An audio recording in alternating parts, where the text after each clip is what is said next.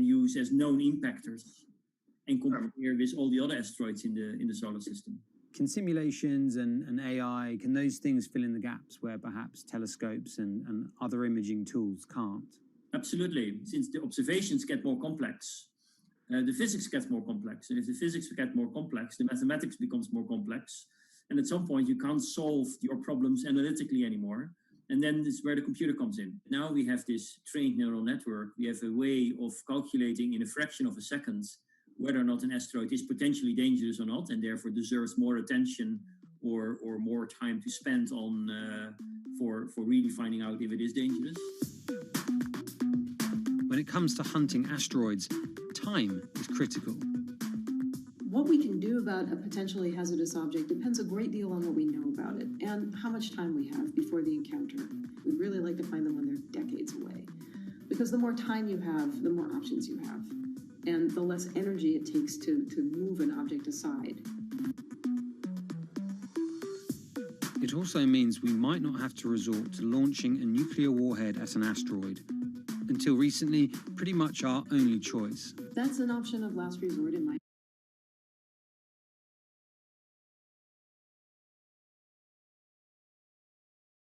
opinion, yes.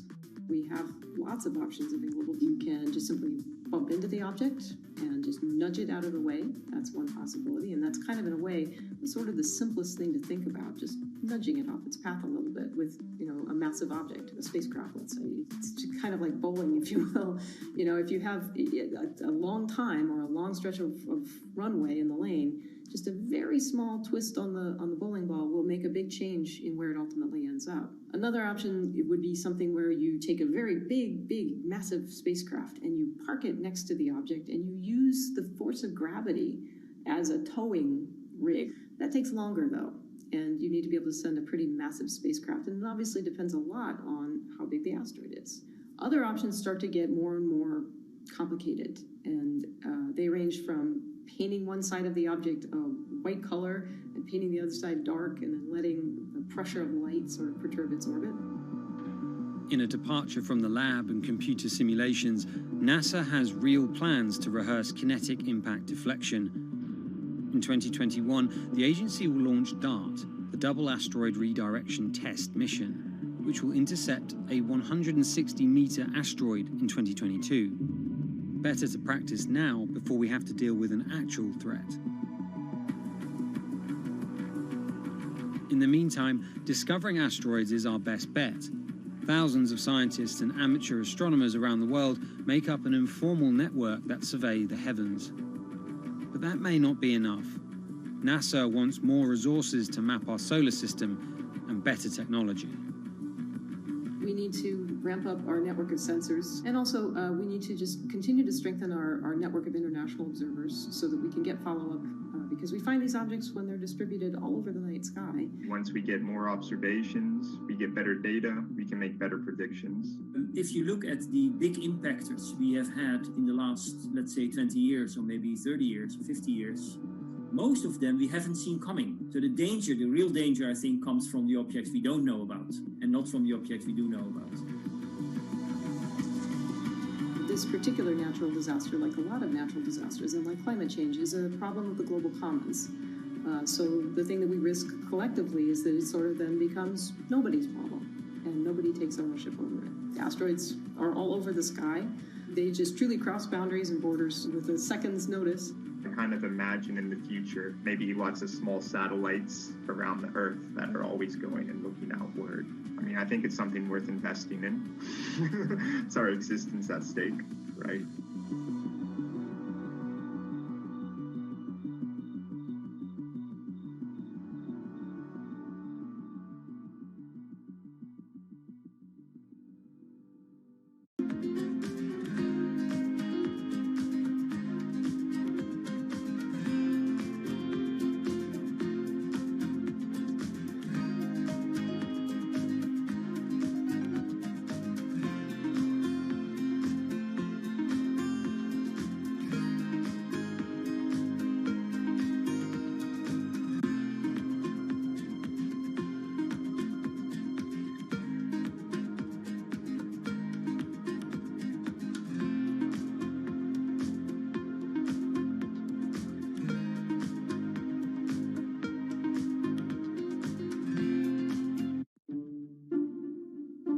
pandemic has affected everyone in different ways.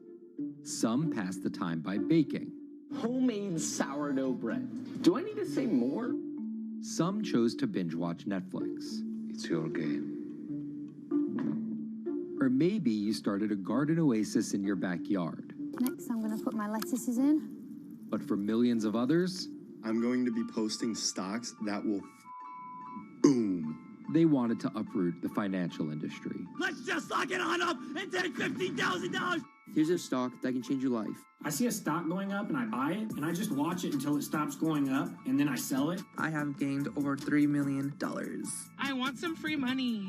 I don't think you can overstate the online communities or social media's influence on financial markets. A large group of inexperienced investors who discuss their plans on social media platform Reddit have shaken up the stock market in a big way. The stock that everybody's talking about right now is GameStop. Video game retailer GameStop is set to continue their head-spinning ascent today. The revolutionaries on Reddit are spanking Wall Street's ass. The more these stocks go up, the more the big guys are getting creamed and losing billions of dollars. This isn't a wealthy person's game anymore. Anyone can play it. I took up a little bit of a new hobby, and I am interested in day trading. As an investor nowadays, you don't have to look a specific way. You don't have to wear specific clothes. You don't have to be doing it from a trading floor on Wall Street in like a high-rise building in downtown Manhattan. The narrative of what's driving the markets is no longer being held in secret offices in New York and Boston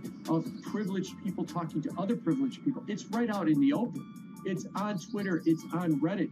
From brokerage apps to Discord channels and subreddits to TikTok finfluencers, one of the last holdouts in the world of disruption, finance, is next in line.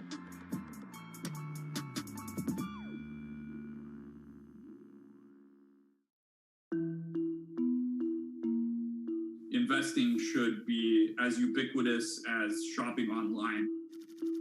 That's Vlad Tenev, the CEO of Robinhood, the online brokerage app, talking about how he wants his app to disrupt the world of stock trading like Amazon disrupted the world of home shopping.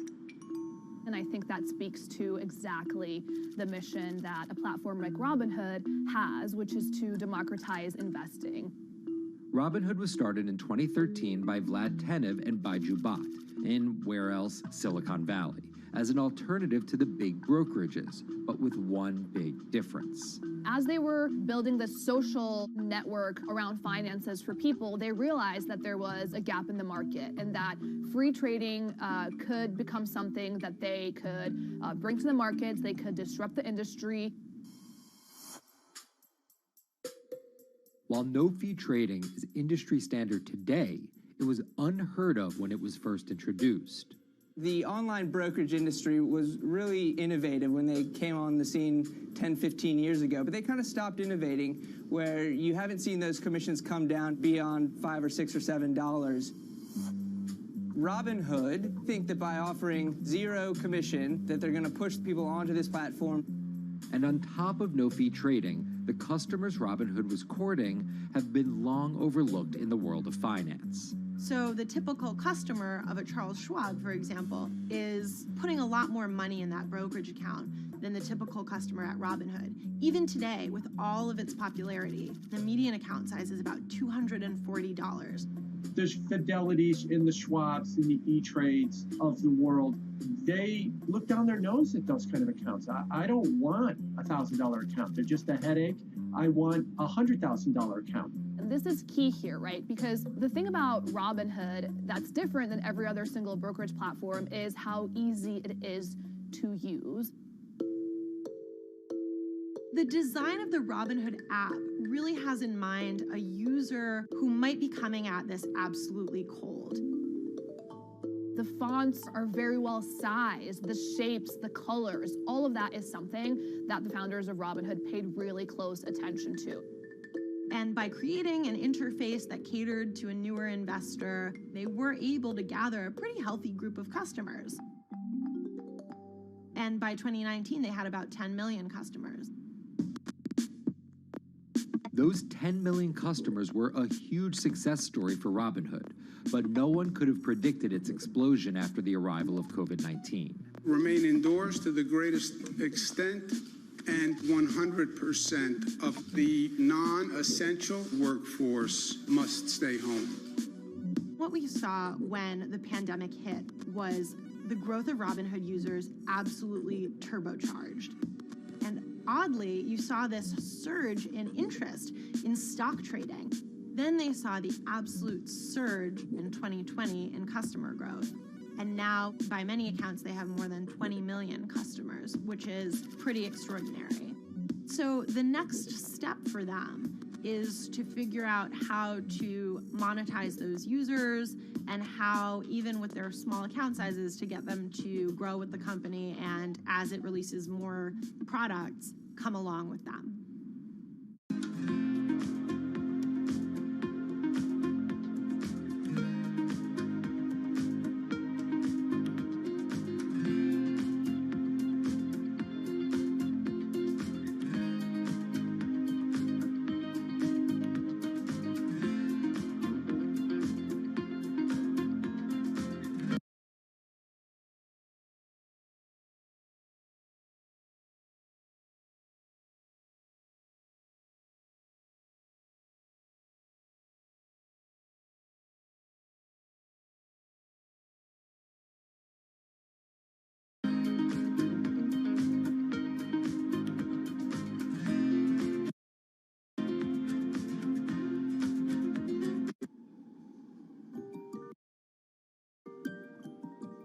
Robinhood would become one of the COVID economy's breakout successes.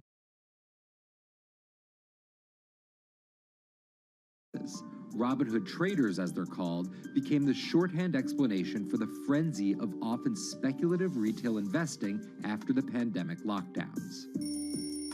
Kids wake up in the morning, they go on Robinhood. They're, in the shower.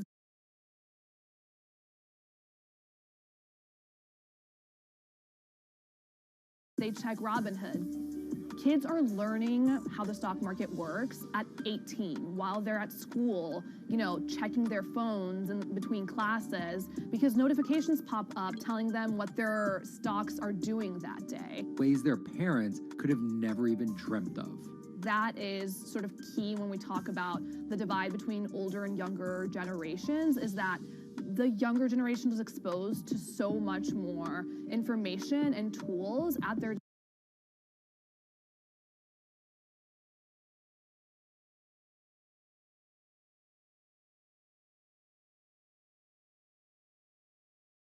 had the technology or the cost structure that you could play the markets like you can today. So you were stuck with giving your money to a professional investor and paying them a fee to do it. When I speak to young kids, they tell me, I'm making mistakes, I'm losing money. I'm not a perfect investor, but I'm 18, and by the time I'm 30, which will be, 10 years from now, I'm gonna have interacted with the markets for a decade. And so it's a learning experience more so than anything else. And you can look at it and you can say, wow, that's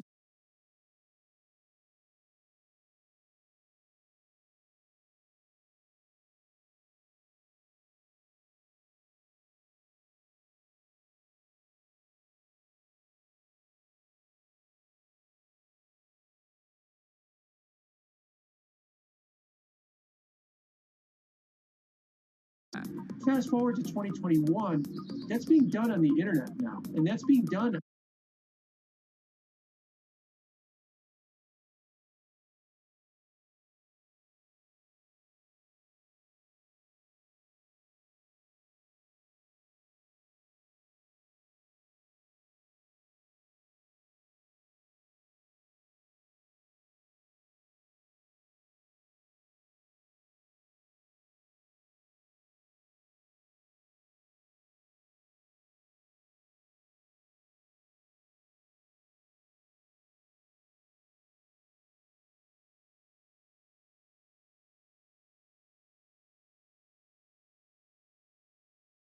on Discord and Twitter and StockTwits and Reddit. And the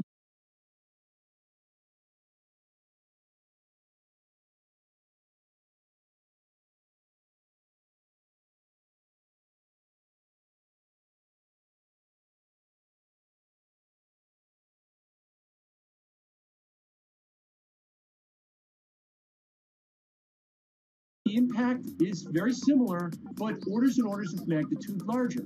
As social media has played a bigger part in our lives, it's also played a bigger and kind of more important role in how people find investing ideas online and on these platforms. How do those ideas spread? On TikTok. Yes, that TikTok. By comparison, videos found under the cooking and health tips hashtag have two potential influencer TikTokers, also known as finfluencers. I think people still stock market that we really don't know a whole lot about, and it's gatekept behind the industry. And so people want to unpack that. And so my audience is a lot of them are younger investors who are looking to hone their skills. Tech and write up. Kyla and Kayla are two of the more, let's say, professional TikTok influencers. The Tesla ARK Bitcoin Biotech Risk Cluster. I've been trading since high school, and it was a really interesting way for me to fill out my decision-making frameworks and to think about thinking. And I think that the more that we can have people thinking about finance, the better that we're going to progress as a society. I think it's a huge gap in our educational system. If you're going to buy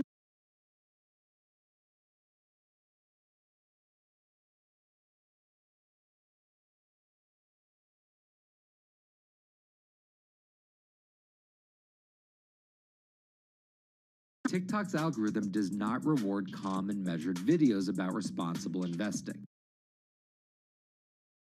It rewards this. Watch this video for 30 seconds and you'll be rich for the rest of your life. I try not to say the A word, the ALGO word, because TikTok listens to us. The algorithm does impact how you feel. You do notice which videos do better versus which videos do worse. How do you catch someone's attention in less than 60 seconds? And how do you make it something that they're like, I need this in my life? Nearly impossible.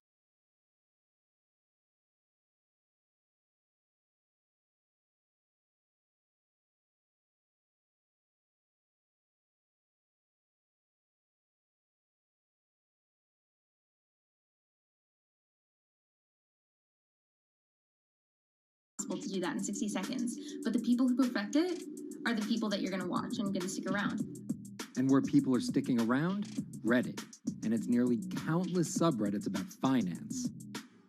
And by far, the biggest one of those is Wall Street Bets. There's a lot of social media platforms out there, but Reddit is like the social media platform for finance. Places like Wall Street Bets is where it all goes down. Etiquette, leading to their tagline, like 4chan found a Bloomberg terminal. We had all these unexplained stock moves, and we would be grasping for why stock XYZ jumped 20% in a day. And you would look at Wall Street Bets, and you would see people there talking about buying options in that stock, and it sort of squared the circle, so to speak, and started making sense. And it was at that point that it was like, wow, we have to start paying attention to this. Some people on the platform really spend tons of time, and others are just looking for entertainment and to have a little bit of fun, effectively gambling or looking for an outlet, trying to make a little bit of money. Then on top of all of that, there were stimulus checks. Now, clearly, this money is going to people who need to use that to eat, to live, but there's a lot of people who use this money to invest in the stock market. And it's not just stock tips. People quote-unquote YOLO their entire life savings or stimulus checks on a single stock. They post what is called gain and loss porn, screen-grabbing staggering hits and misses on stocks for the entire community to see. I'm about to lose everything. And while some of the people on Wall Street Bets are novice investors, the community contains multitudes. In one respect, what it did show us among these network groups is they are very sophisticated. They're not a bunch of ignorant people talking to other ignorant people. And this is where the pieces of the puzzle all come together to wreak havoc on Wall Street for a solid week in early 2021. It's pretty clear that the combination of more people having retail brokerage accounts and trading apps and more people being stuck at home looking for some kind of entertainment and some kind of community online came together in this very singular way. What came together is GameStop. Let's go back to the beginnings of what happened with GameStop a couple of years ago. On the boards like Reddit and StockTwits, a lot of people were talking about GameStop as being attractive value. Some of them are even, Wall Street alums who left the industry and now still have access to tools that they can use to improve their financial well-being and make very good decisions. And I think Roaring Kitty is a perfect example of that. GameStop is one of the most compelling asymmetric opportunities in the market today. Really, I don't understand how you could disagree with that. At the same time that this crowd was talking it up, the hedge fund institutional crowd didn't like this stock at all, and it had the largest short interest of any stock in the New York Stock Exchange going into late 2020. Short selling is a bet that a stock price will fall, and it's a fairly simple concept. An investor borrows a stock and then sells it. The investor is betting on buying the stock back later for a lower price, before returning it to the original owner, pocketing the price difference. What a short seller would tell you is that they almost act as a policeman in financial markets, or they're at least looking for companies that aren't what they say they are. And that can range anywhere from an outright fraud that some short sellers try to expose to just a company that's not worth as much as investors think it is. The problem is, if the stock price rises, the short seller has to come up with the money to buy the stock back. And the more it rises, the more it costs. And that's what's called a short squeeze. And the hedge fund Melvin Capital was on the wrong end of that squeeze. Melvin Capital lost over 50% of its money in the month of January alone, just from being caught in the short squeeze of the stock. This is where the disruption comes in. One of the most wild stories you're ever going to see. GameStop shares absolutely going nuts. In less than a year, the company's stock has jumped from less than $3 a share to almost $350. Cheers, everybody! Roaring Kitty has turned $50,000 or so investment into some $14 million. Whoa!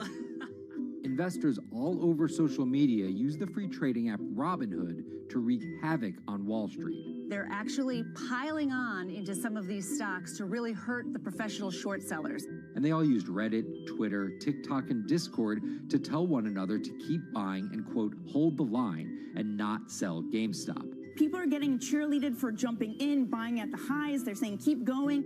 And it was working too, until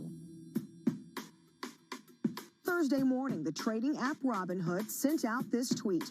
In light of current market volatility, we are restricting transactions, including GameStop. People were really angry.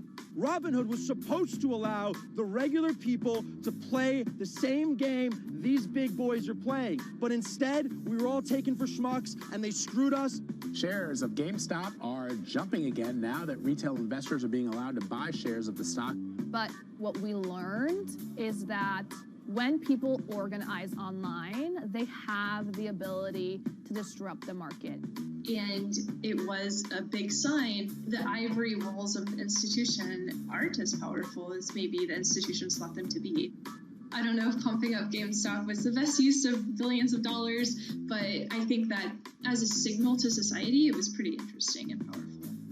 The GameStop saga was so impactful that both Vlad Tenev and Roaring Kitty were called in to testify before Congress to clarify each of their roles in the saga. One thing that's emerged from the congressional hearings is that they're interested in how retail brokerages make money and whether they're keeping the best interest of their customers in mind, but it's pretty fuzzy as far as what they would actually do as a result.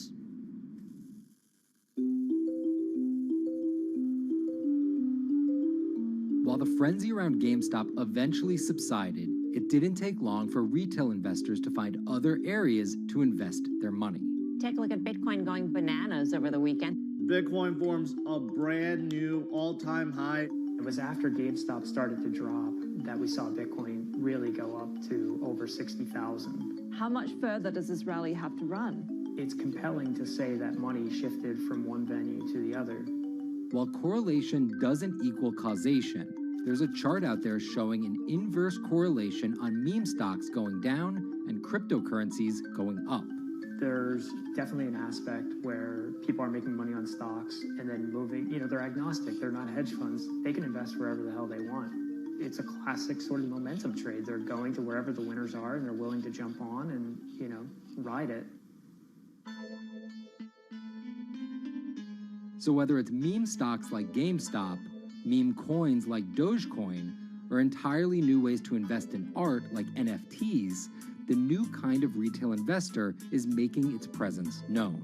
Over the next 10, maybe 15 years, you're going to continue to see, whether by choice or by force, that baton go from older generations to younger generations. I don't think any single app is going to be the thing that disrupts. I think people are the disruptors. How people get ideas about what to invest in has become increasingly entwined with social media. And as social media companies govern more and more of our lives, the fact that now they're tied in more intimately to people's wallets is something that we might want to understand better. Usually what disruption, I think, means is technology comes in, whether it's blogs to the newspapers or online retailing to brick and mortar. They come in and they're in the same business, but they just do it in such a gigantic cost savings that it causes everybody to switch. Well, that's the risk that happens here, is that it's so much cheaper to just manage your own money. We're not there yet, but costs and conveniences are moving in that direction. So I'd say, Wall Street, you haven't been disrupted yet, but you could be in the coming years, and that the final chapter on this story hasn't been written.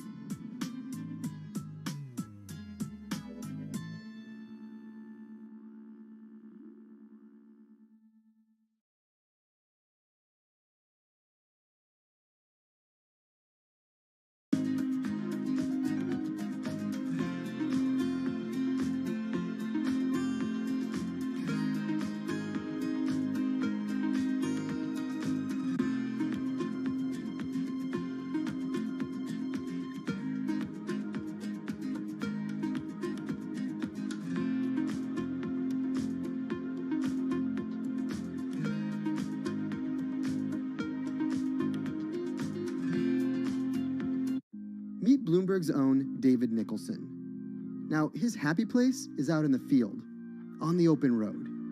But like the rest of the world lately, he's been working from home a lot more than he's used to. COVID-19 has prompted a massive urban exodus as professionals of every ilk yearn for more space to live and work.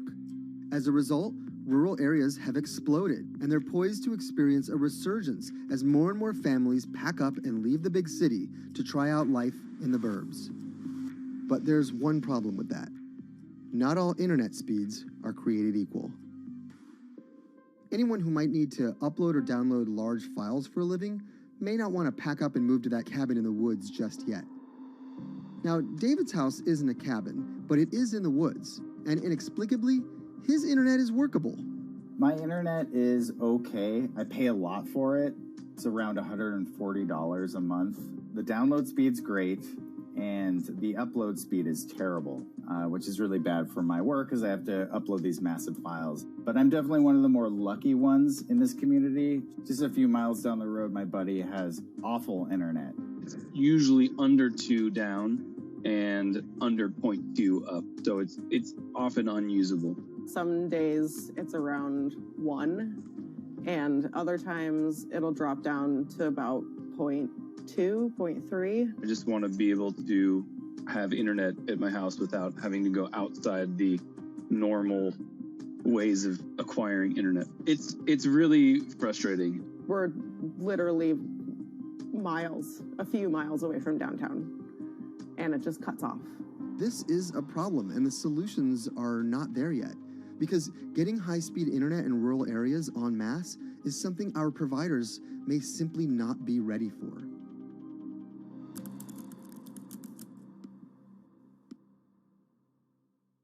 If your internet service doesn't have fast download and upload speeds, then you don't have high-speed harmony. You have.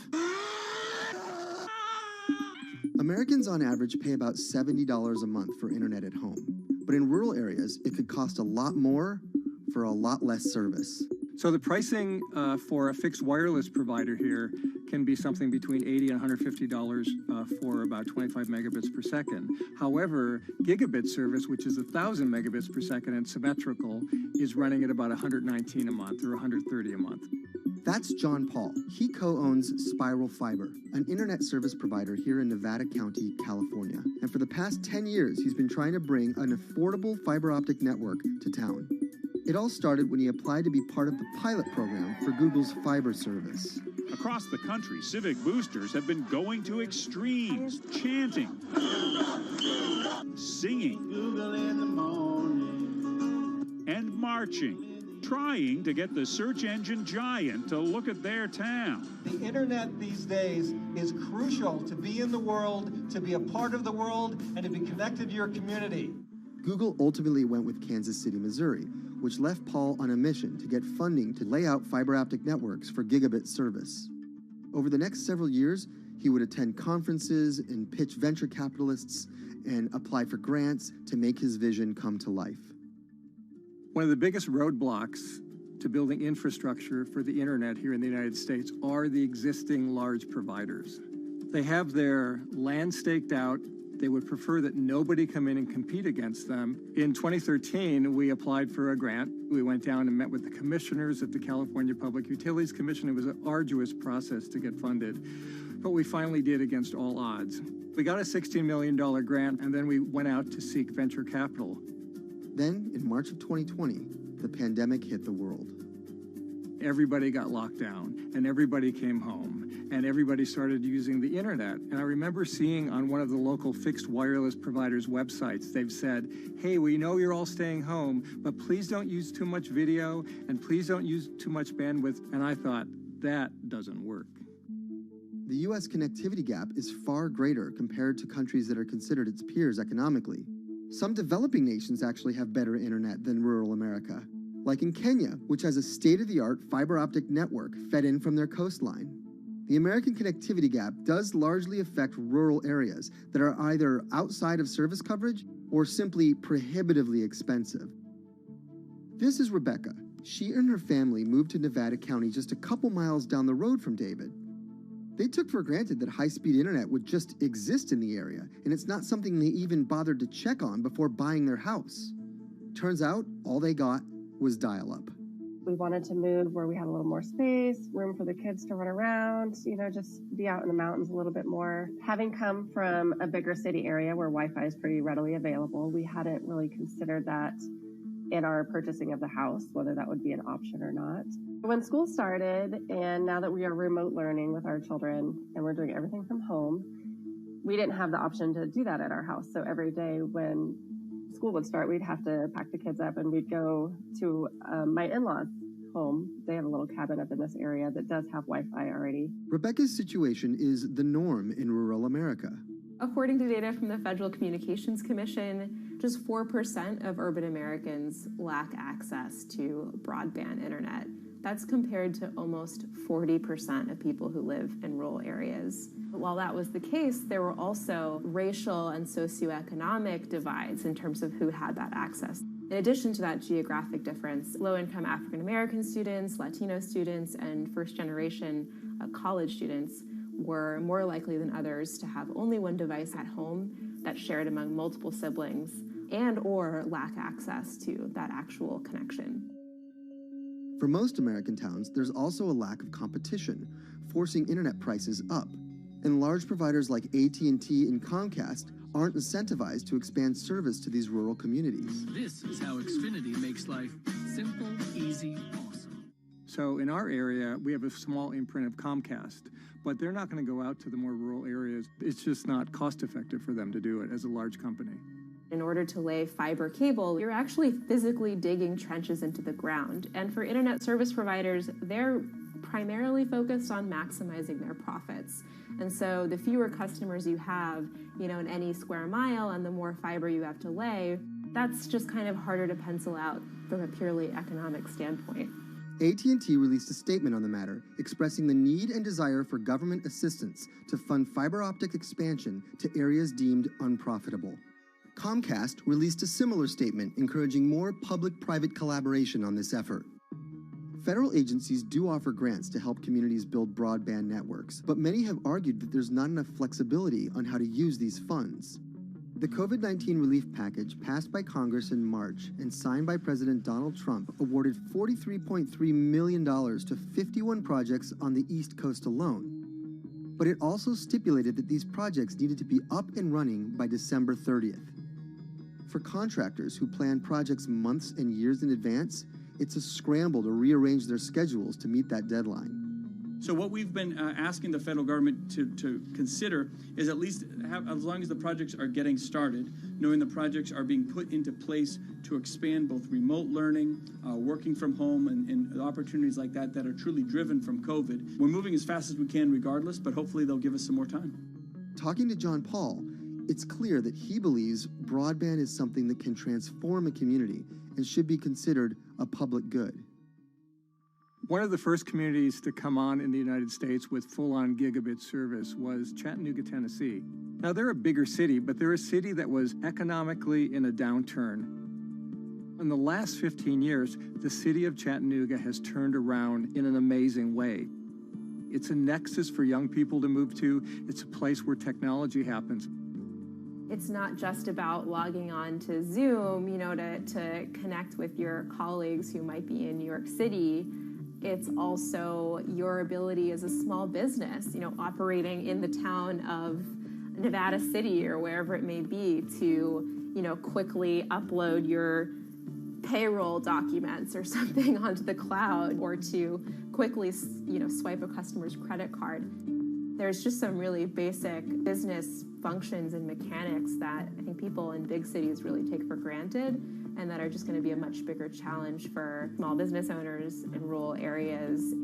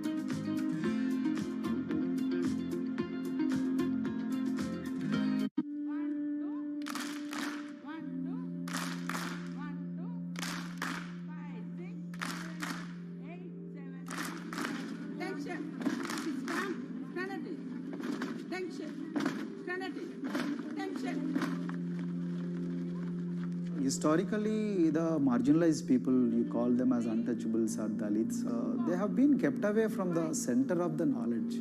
Once you are born into a caste, it is very difficult for you to grow beyond that. You are stuck in that identity.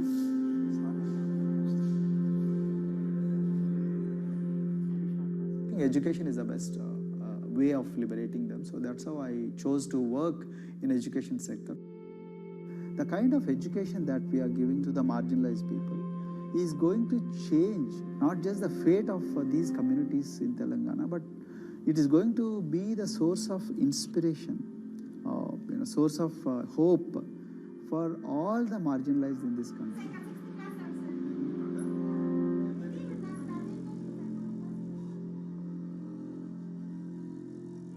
Greatest blight in India is the system of caste. For generations of Indians, the social code known as the caste system has defined how people earn a living and whom they marry. Although outlawed 7 decades ago, castes remain a significant factor in deciding everything, from family ties and cultural traditions to educational and economic opportunities. Dalits, people who are on the lowest rung of the caste system, constitute almost 1/5 of India's population of 1.3 billion. Not able to afford the high tuition of private schools, many are forced to attend government-funded institutions, which in the past have suffered from poor infrastructure, lower education standards, and high student-to-teacher ratios. But Dr. Praveen Kumar is trying to change that.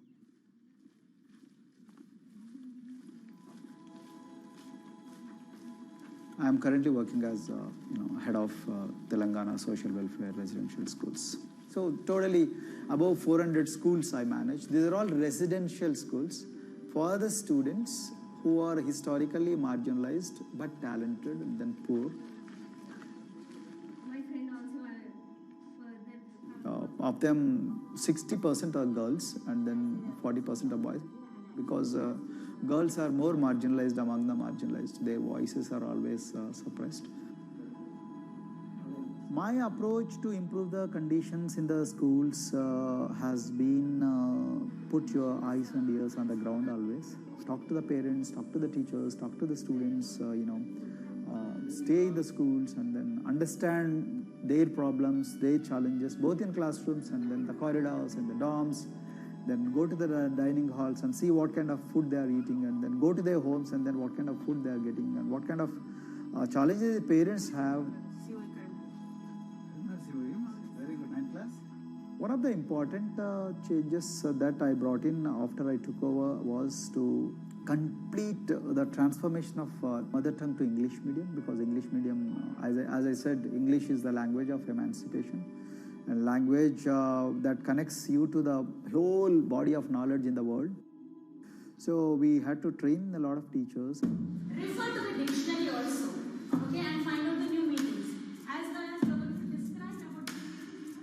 Hey, Ruchita, how are you? Hi, Sindhu. Fine, thank you. And how about you? I'm fine too. It's been a long time. Identity is extremely important. There is a scientific evidence to prove that your sense of identity is extremely crucial to your growth as a successful human being in your life. If you accept an identity which is very humiliating, which reminds you of very painful past, I think that identity will not help you to grow. I'm not saying that you should forget your past. I'm not saying that, but that should not be in the bubble in which you must live always.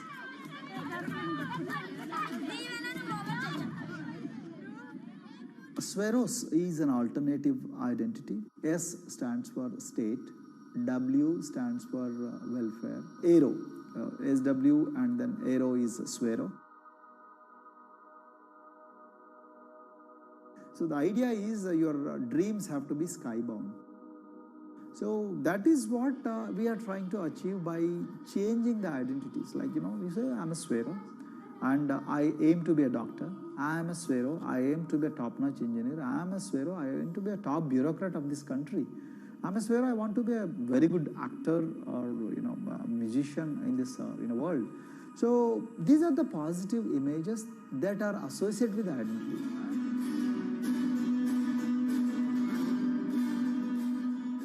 Just to give an example to you, in 2012, in our institution, we used to produce about 6 doctors per year.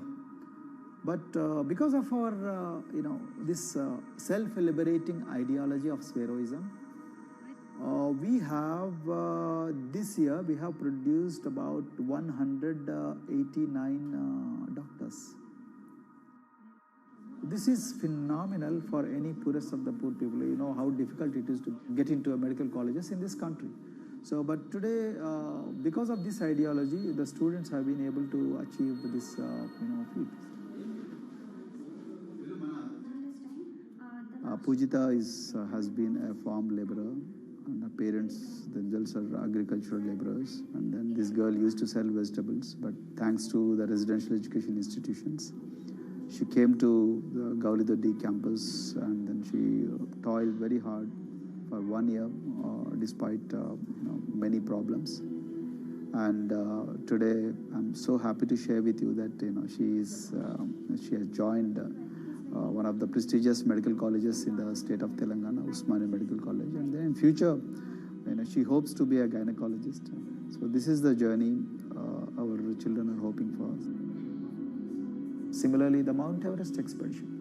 At Mount Everest expedition, we are very fortunate enough to place the youngest ever female in the history of this world on the peak of Mount Everest. How did this happen? It's all because of an ideology that helps you to liberate yourself.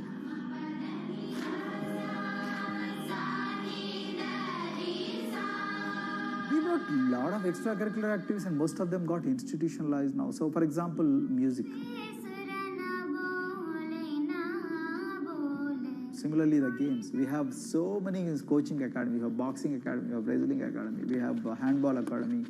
So we have kabaddi, the traditional Indian sport. We have golf. We have introduced golf also. Like golf is generally played by so-called rich people, but today even poorest of the poor people also are being trained in golf in our schools. Wow. So our intention has been to give all 360 degrees, type of opportunities to the students, so that whoever is interested in whatever activity, they can go and then do it. Break the barriers, break the fence, at least mentally, because poor people have been programmed to be victims, programmed to be subjugated, programmed to be on the margins, always, programmed to feel inferior. We wanted to change on that. There are certain games which are exclusive to rich people. There are certain languages which are exclusive to middle class and upper middle class in this country. To put it in one word, the sole aim of introducing all these co-curricular activities is to break the stereotypes which are recklessly imposed on these people. Their stereotypes Dr. Kumar knows all too well. Born a Dalit, his grandparents were labourers and access to the village well was restricted. Dr. Kumar credits his parents' belief in the power of education with helping him realise his aspirations. He went on to join the Indian Police Service, attended Harvard University, and then began pursuing educational reforms back home. I attribute whatever I am today, it's to my mother primarily. They educated me in the village, although there were no good schools. So then I stayed in social welfare hostels, the hostels which are managed by government for the poorest of the poor kids. I passed with reasonably good grades. Then I went to university, and then I faced worst form of discrimination in the universities. Like there were, in those days I'm talking about, so the bathrooms and the toilets were exclusively meant for scheduled castes and scheduled tribes. We used to fight discrimination on one hand, and then again, try to excel in academics, day in and day out. So that's how I came to education, because I deeply believe that education is the only important weapon that can really, place the poorest of the poor people from a very victimhood orbit to a prosperous orbit. I think in future, this is going to be a game changer for the marginalized in this country.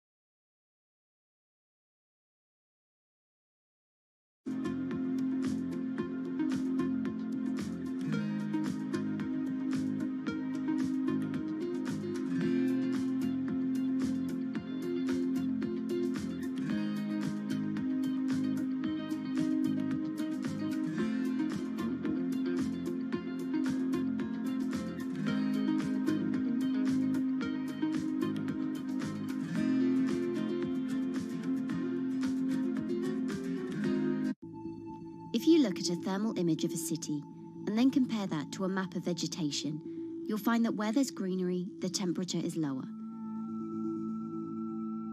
That's because things like asphalt, concrete, and shingled roofs absorb more heat from the sun than trees. This is the urban heat island effect, and it accounts for higher temperatures in cities, often by several degrees compared with their surroundings. It's becoming a huge risk to human health as growing urban populations exacerbate the heating effects of climate change.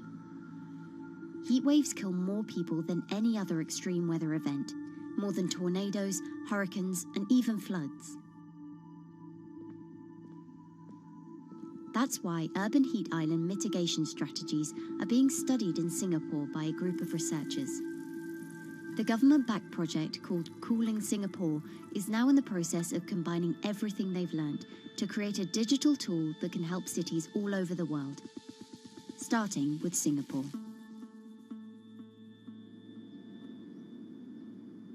In Singapore, close to the equator, temperatures regularly rise above 32 degrees Celsius or 90 degrees Fahrenheit. And the city structures only make it worse. And that is also the case for Singapore, which is basically a concrete jungle, more urbanized, more developed city. And even in Singapore, what you have is a situation whereby there's a temperature difference of 7 degrees Celsius between the more urbanized and the more rural areas. The government has taken drastic steps to keep temperatures down. This is Gardens by the Bay, an award-winning park. And inside this greenhouse is a pleasant 24 degrees. That's because the dome, along with 24 nearby towers full of thousands of people, is chilled by what's probably the world's largest underground district cooling system.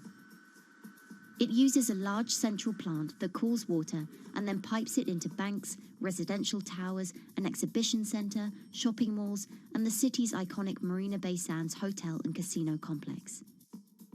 So one of the biggest perks of using this system for the buildings is that they can save 40% in terms of electricity usage compared to your traditional air conditioners. And with Singapore relying on natural gas for most of its power, this new system means emission savings equivalent to removing 10,000 cars from the city's roads. That has big implications for the rest of the world. If things stay as they are, more than a third of the world's electricity could end up being used to cool buildings and vehicles by 2050. As the world gets hotter, gets warmer, there is a greater need for air conditioning and as well as refrigerators, for instance. And the more people are buying these household appliances, the more energy usage they use, and they release heat more, and that then exacerbates climate change. It's a vicious circle. And so since 2017, researchers at Cooling Singapore have been identifying design solutions that reduce our need for so much cool air in the first place. One thing many cities have in common, and that's the importance of vegetation. That's a very important measure to mitigate the urban heat because of the shading effect, of course, and the psychological effects of the vegetation, and also because of the possible evaporative cooling effect of the vegetation. Vegetation can be, of course, on the ground floor in form of trees and shrubs, and you can walk under them. This is the so-called canopy layer that the vegetation forms above us. But vegetation can also go up the facades of buildings, and it can go to the roof of the buildings. Luckily, Singapore has been striving for the garden city feel for quite some time. It was a vision initially introduced by then Prime Minister Lee Kuan Yew in 1967 to make life more pleasant for people. And today, Singapore is one of the world's greenest cities in terms of urban vegetation.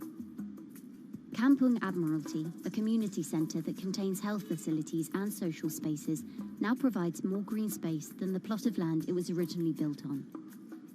It's topped by a roofscape of staggered terraces covered in local plants, which functions as a community park. And a village green in the centre that contains farm plots for residents to tend to. Park Royal on Pickering was designed as a hotel in a garden that doubled the green growing potential of its site. There's now 15,000 metres of sky gardens, reflecting pools, waterfalls, planter terraces and green walls. And the government has big plans as well. Singapore actually has a plan to plant 1 million trees and add more green spaces over the next 10 years. It is actually a mix of wanting to reduce the urban heat island effect, but on the other hand is also to get the people to be more connected to nature. But it's not enough. The city-state has still been warming twice as quickly as the world average over the past 6 decades. That's why Cooling Singapore has developed a catalogue of other potential heat mitigation measures. you try to mitigate the urban heat island effect in a city or in any building, in a village as well, the first place to start is by shading of the windows. You have to keep areas clear so that the wind can move through it. Water of a certain depth can act as a very good thermal buffer. If you have to construct heavy buildings such as high-rises, at least you can make the surface, the facade, less heavy, and you can protect it from direct sun penetration. You have to make sure that no combustion engines will be in the city in the middle, in the medium to long-term range. So ideally, the electricity production is outside of the city, and you bring just the clean electricity into the city. You can at least minimize the use of energy in the city, and you can start to slowly convert the roofs, the facades of the city into production areas for renewable energy. In Singapore, unfortunately, this is a limited option, but in the long run, it could produce up to 20-25% of the energy, of the electricity needed in Singapore, if all the roofs and the areas in the buildings, on the facades would be used to do that. With so many different ideas, Cooling Singapore is also designing a virtual model of the city to test them out. It's called a Digital Urban Climate Twin, or DUCT, that will calculate how each element of the city's design will impact the urban heat island effect. That means we model not only the geometry of the buildings digitally, but also we model the transportation, the insulation, the temperature, the radiation coming from the sun, the weather, the local climate, the even very, very microclimate of the city, the water, the movement of people in the city. We can invent scenarios, we can design scenarios, test them before we actually build them, and if they test very well and we are sure that they will function, then we can start to build them and put them into reality.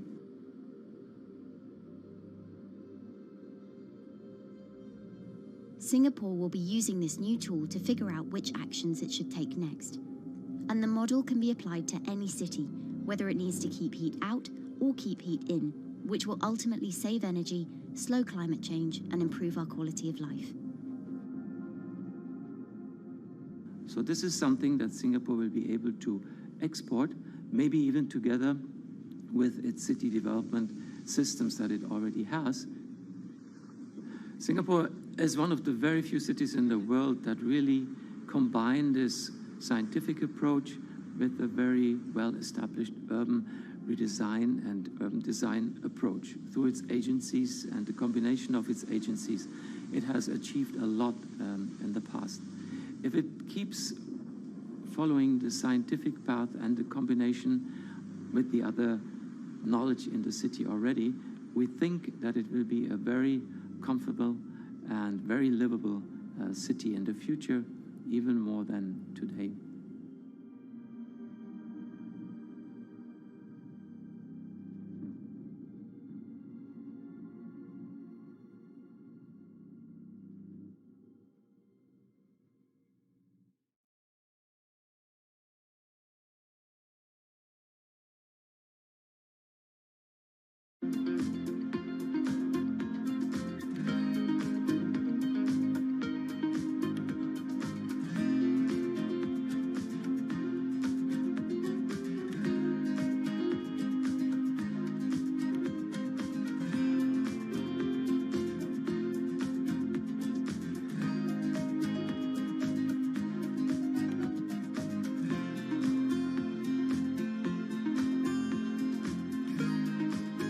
Times are tough.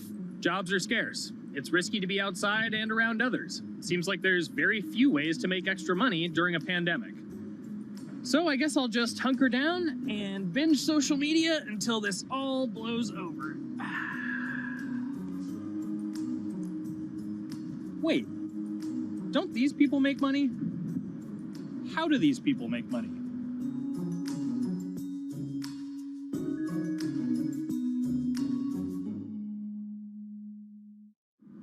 Streamers, YouTubers, Twitch stars.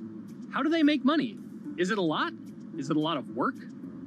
I know, I gotta ask somebody in the biz, and I got just the guy. Austin John Plays. This is your full-time job now, right? As of November of last year, yes. This was always just kind of like a side thing. Like any money that I made from doing my videos and whatever else, I never touched that because I didn't really think of that as being like real money. And then it started coming in more and more. And then it was like I hit my first day that I broke $1,000 and I was like, this is actually going to be money. How did the YouTube channel come to be? When the game Pokemon Sun and Moon came out for the 3DS, there was like things that I learned about the game, and then I wanted to just share that information with people. And at the time, I didn't have any way to capture a screen or anything, so I found like generic footage, and I kind of put it all together with so much editing.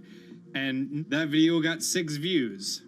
And then 2 days later, I made another one. And that one got 12 views. And then I just started pumping out more and more content, and people were like, this guy knows what he's talking about. It really just started building on top of itself, and then it was like, my channel really focuses on tips and tricks. So I play a straight 18 hours, and I'll finish the game or get to about the 40-hour mark, and then I'll make my first video. While I'm going through, I have a giant notepad and just scribbles everywhere, and I make these notes of like the things that stumped me, so I know the things that may stump other people.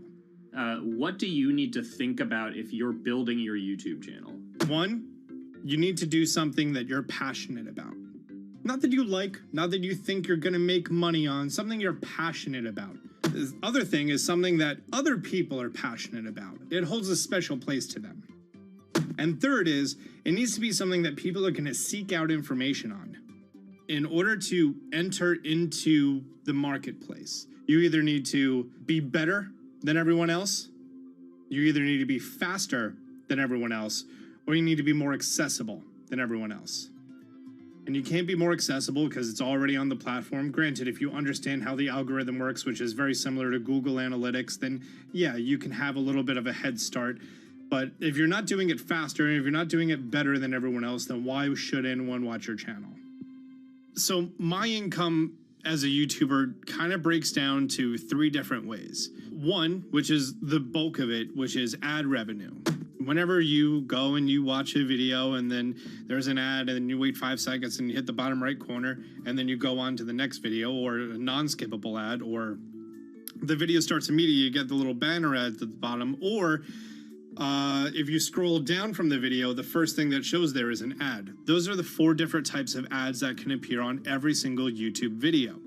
And all of them pay a certain amount. It varies on lots of things, like the country of the person who posts it, the country of the person who watches it, the time of year, where you are in the quarter, if there's anything going on with a reduction in ad revenue. Like, great example, COVID-19, companies weren't spending as much on advertising. So because of that, CPM went down. CPM stands for click per thousand. I'm using the Roman numeral for 1,000.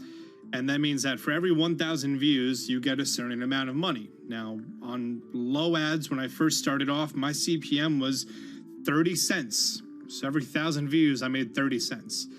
But then once I signed with an MCN and I started making more quality content and more engaging content, some of my better videos and certain times of the year, I can see CPMs as high as $12 to $14. And there's a big fluctuation between, if I post a video when there's no ads being spent, like January and February, that's the reason a lot of your favorite YouTubers and also TV shows don't post new videos in that time of year because ad rates are down. Why are they going to make content then? Instead, you're recording and you're bulking up for when ad revenue is higher. The second way that a YouTuber makes income is support, crowdfunding, things like that. When I first started off, Patreon was really the only option, but then they started rolling out supporters and members for YouTube channels. So whenever I have a live stream, you can click a button and then you can become a member, and then you get special icons next to your name. I believe they're called badges. Or on any video, you can hit the join button, and that helps support the channel. And then the third aspect of that would be merch. And for me, my merch has been somewhat basic. In fact, I'm wearing one of my t-shirts from last year right now. You have to endure the times that your first video gets 6 views, that you post it on Reddit and they say, shut up, and then an auto mod bans you. You have to go through that, because until you go through that and you discover why you're doing it, you're not doing it for other people, you're doing it for yourself. If you're not loving what you do, then it's not worth it. Huh. So make a channel about something that I'm passionate about. Oh, sweet. I guess I can make the channel about that.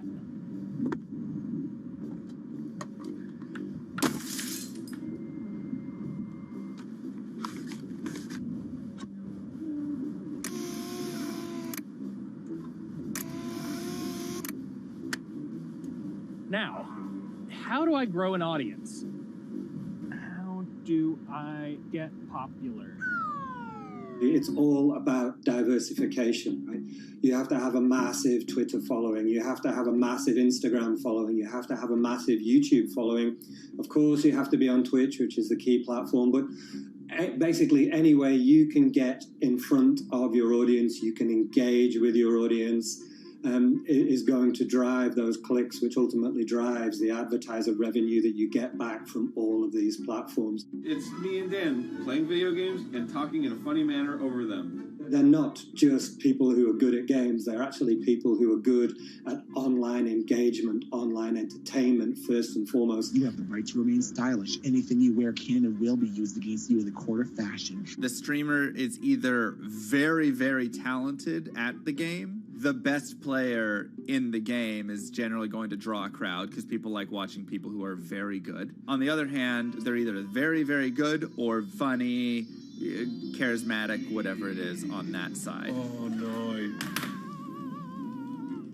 You know, it becomes more of a show where they talk about other things outside of the gaming world, and gaming becomes really just a backdrop and an excuse to engage with that audience. There were those weird, like, Ronald McDonald, like, straight to VHS movies. You remember those? I'm personable, I'm chatty. I would kind of, when boring things were happening in the game, I would ramble on about, movies I'd watched or books I'd read and, or conversations I'd had and stuff like that. And so I think being personable was a big part of that. It's not just getting on and playing games. It's getting on and being an entertainer. You are putting on a show. All right, now let me go ahead and grab the samurai sword that every gym has. Okay, he's dead. To have a larger audience and to have that audience, I think, stay with you, you have to bring something extra. You have to find your niche. You have to find what works and what connects with the audience and what makes them laugh and what makes them keep coming back. You got to make it a little more exciting, all right? Throw in a hanging bishop. Have everybody in suspense for a moment. I think the real most important thing is to just get used to being on camera. Like in any sort of performance thing, is get used to talking on camera. My first few videos were terrible, but because I sat down and did it for 6 to 8 hours a day, I just got used to talking and I got over that uncomfortable hump.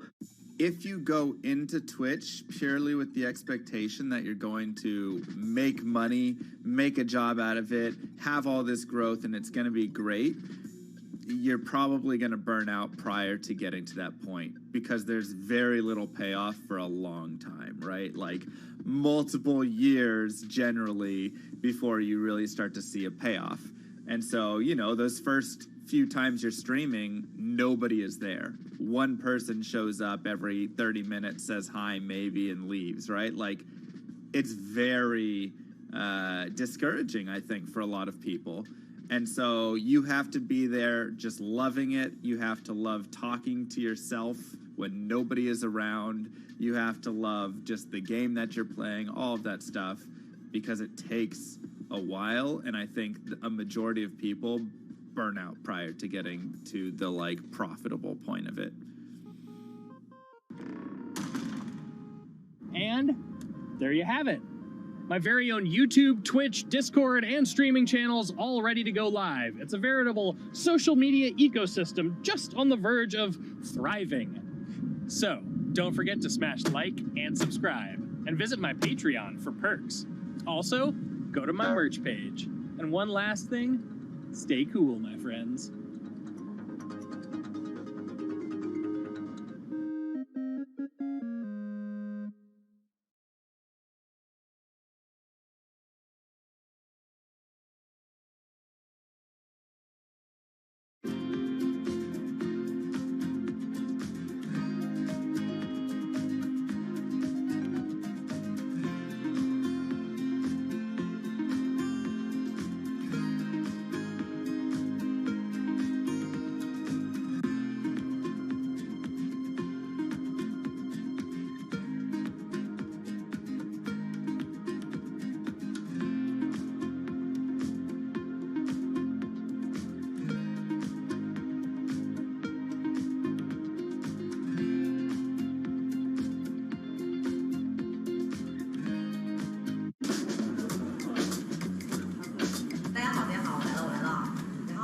This is live stream shopping, one of the hottest trends in China. Every night, tens of millions of people watch live shows hosted by influencers like Via and buy the products they recommend. On e-commerce and social apps like Taobao and Douyin, the sister app of TikTok. 我觉得已经改变了大家的购物的方式。其实各种各样的产品，哪怕你不买，你也可以来看。当然，你看了，你就有可能会买。It's not about, only shopping. It's about the experience. It's about having fun. You got to see 3D. You got to see in some kind of action. It's almost like a theater act. The internet craze has taken over China. By the end of 2020, the country had almost 400 million live stream shopping users. China's live stream e-commerce market has also grown dramatically, with an estimated value of $161 billion in 2020. It's becoming popular outside China as well. So, is live streaming the future of shopping?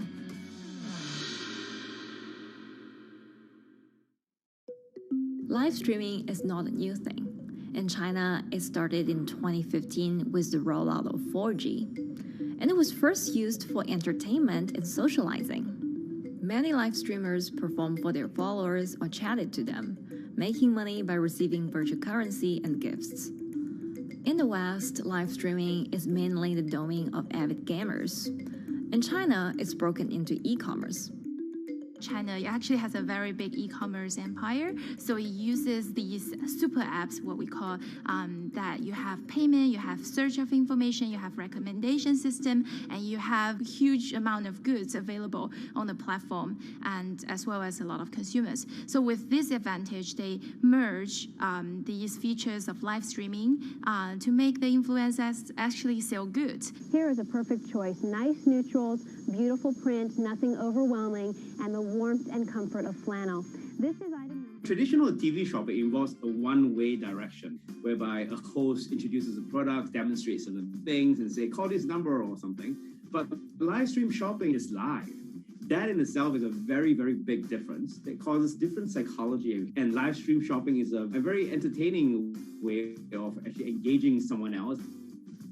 When you shop, actually, this live streaming video will continue. It will minimize into a corner, and you can buy the items and pay all on the same app. And after that, the live streaming screen will just enlarge by itself, and the promoter will come back to screen.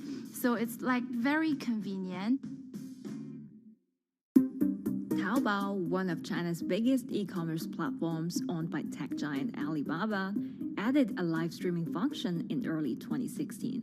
In the following years, other e-commerce and social platforms like JD and Douyin also integrated this feature. 开头的时候还是有很多的挑战的，对画面的这个流畅，然后是否能够很真实的去还原商品，它其实在这个上面是有很高的这个门槛跟技术的这个卡口在的。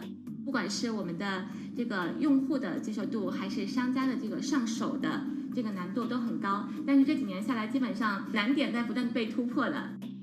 Over $70 billion worth of goods was sold via live stream on Taobao in the year through March 2021. Latest surveys show that over 60% of live stream users in China were watching shopping shows, and over 65% of them shopped at least once via live stream.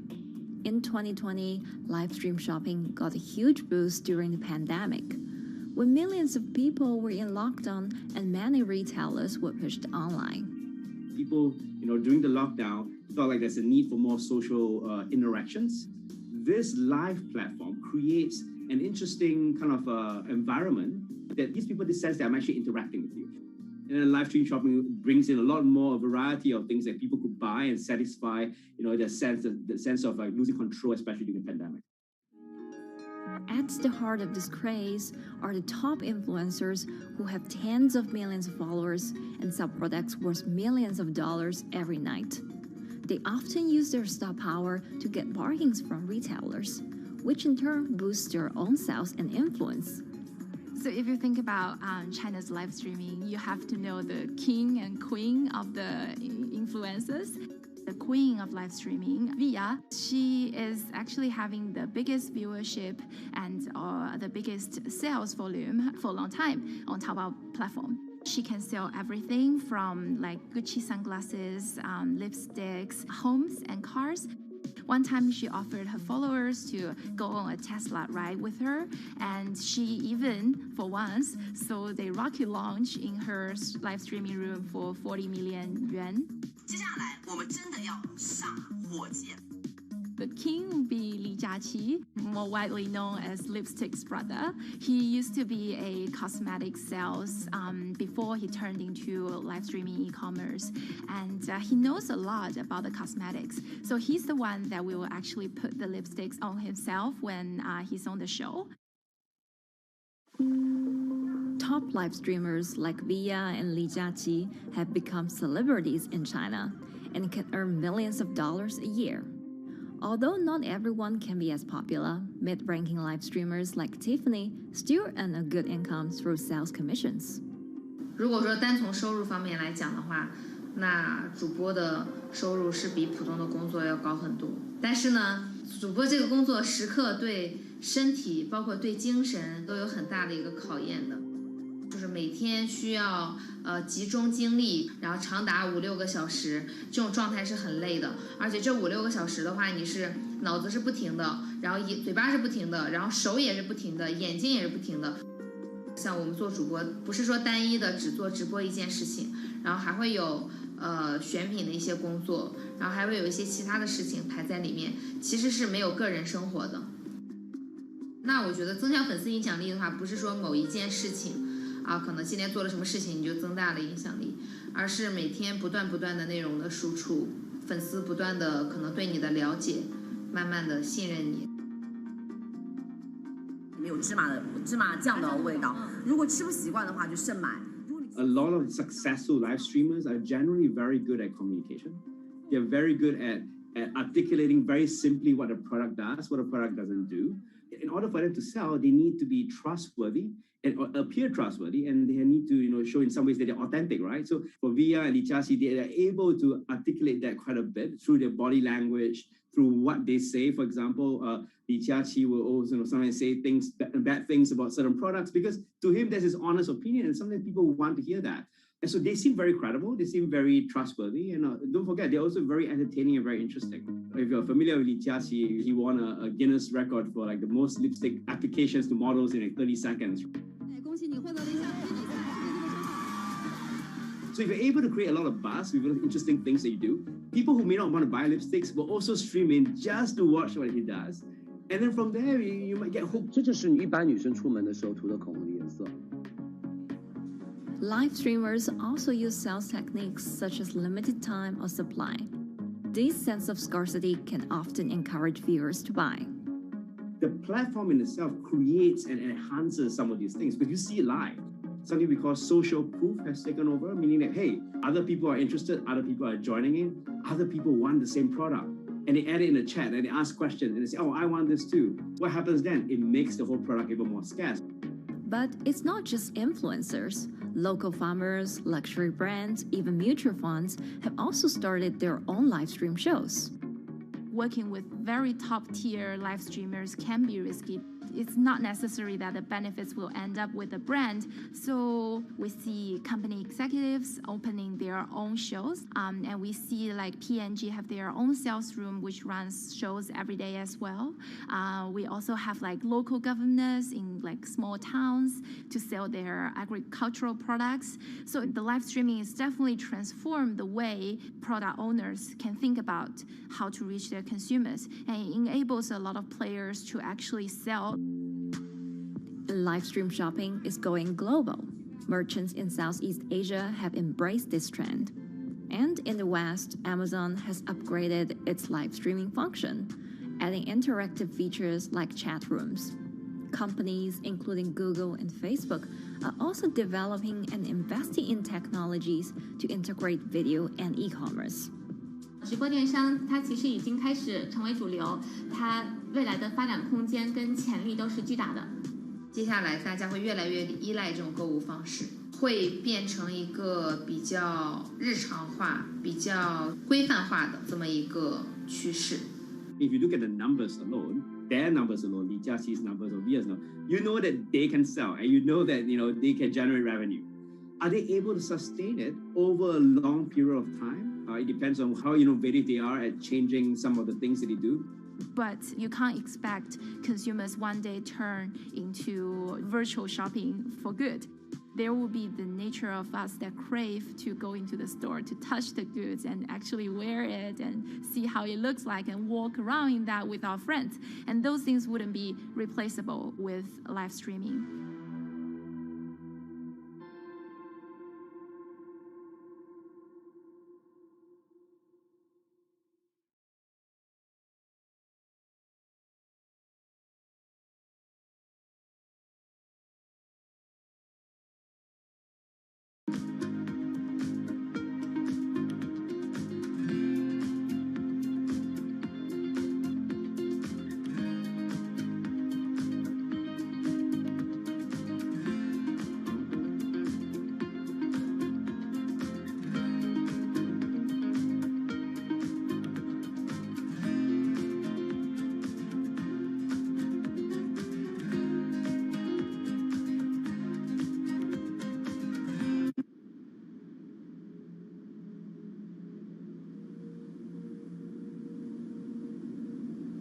You could imagine that the oceans are actually the largest battery. We're storing huge amounts of energy in the oceans. The wave motion can be very deep. It can extend down several hundred meters. And once it gets to the near shore, from about 50 meters, the whole water column is moving backwards and forwards. As we search for ways to reduce our reliance on fossil fuels, some are looking to a largely untapped potential source of renewable energy. In theory, waves off the coast of the United States alone could generate over 2 trillion kilowatt hours of electricity a year, enough to power more than half of the country. Waves intensify and subside not as quickly as the wind, and that means that it can produce a smoother power generation curve. One of the potential advantages of wave energy is that it could act as a complementary source of power compared to other renewables on the grid if it were to be scaled up to commercial scale.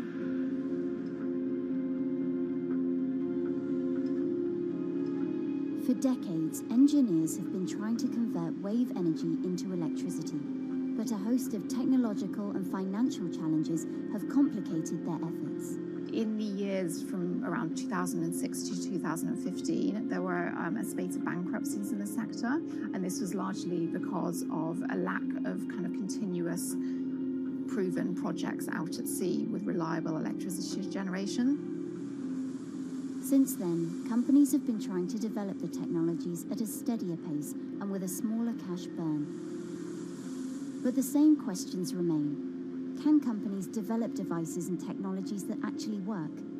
Is wave energy just a novelty or something that can become a major renewable energy source?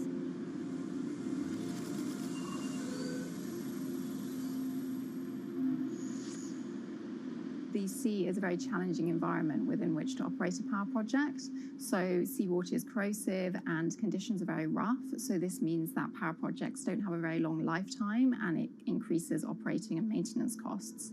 Partly because of that, many early wave energy projects hit rough waters, such as the Palamas Wave Energy Converter in Portugal and the Isla Limpet project in Scotland. But that hasn't stopped others from trying. Companies are focused on testing projects out at sea, proving their durability, trying to raise capital and bring down cost. The sector hasn't really converged around one single technology design, and companies are kind of undecided about which design works best.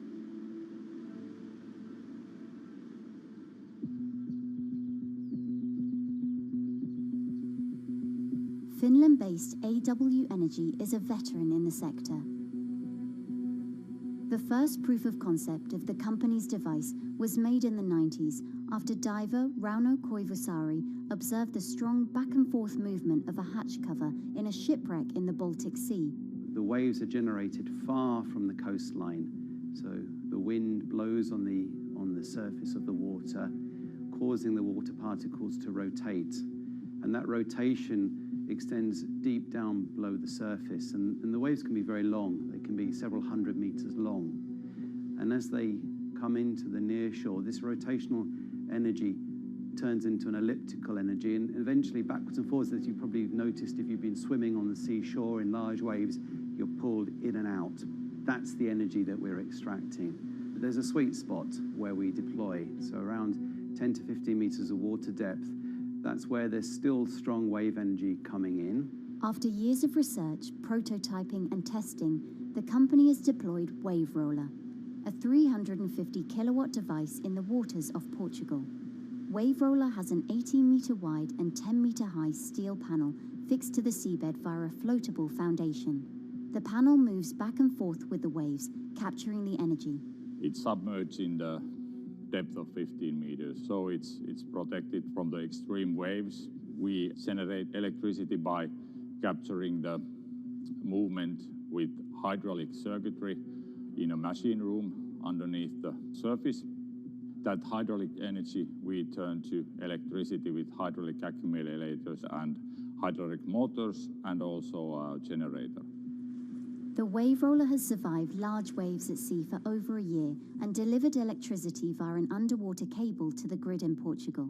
Meanwhile, the company has won a €2.5 million grant to work on an upgraded version of the Wave Roller, aiming to increase the electricity generation capacity to 1 megawatt. The upscaled device would have a bigger panel, 2 power takeoff units, and improved software to control the energy production. We have taken into use a wave prediction algorithm that kind of tells us what kind of waves are coming into our device. That gives us few seconds to prepare for capturing more energy, and the difference in that is significant. Our future plans are to deliver technology around the world. So I'm hoping we can be working on delivering technology to projects in Asia and also in the American continent as well.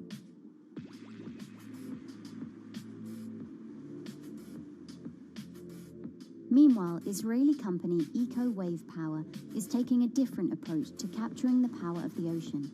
For the company's founder, Inna Braverman, developing new sources of renewable energy is a personal mission. I was born in Ukraine in 1996, and 2 weeks after I was born, the Chernobyl nuclear reactor exploded, causing the largest in history nuclear disaster. I was one of the babies that got hurt from the negative effects of such explosion. I had a respiratory arrest and a clinical death. Luckily, my mother, a nurse, approached my crib on time and gave me a mouth-to-mouth resuscitation, which saved my life. I got a second chance in life and decided to do something good with it. Growing up, Inna wanted to be a politician to positively change the world. After working as a translator at a renewable energy company, she decided to change paths. Solar and wind energy were fully commercialized. There were a lot of amazing technologies implemented everywhere. I saw that wave energy, although it's an immense source of electricity, the biggest companies in the world are trying to develop wave energy with no success. And there was kind of a race going on in the world of who is the company that is going to develop a viable wave energy solution first. In 2011, the then 24-year-old Inna co-founded Eco Wave Power. Instead of installing devices offshore, the company's devices are attached to existing breakwaters, jetties, and piers.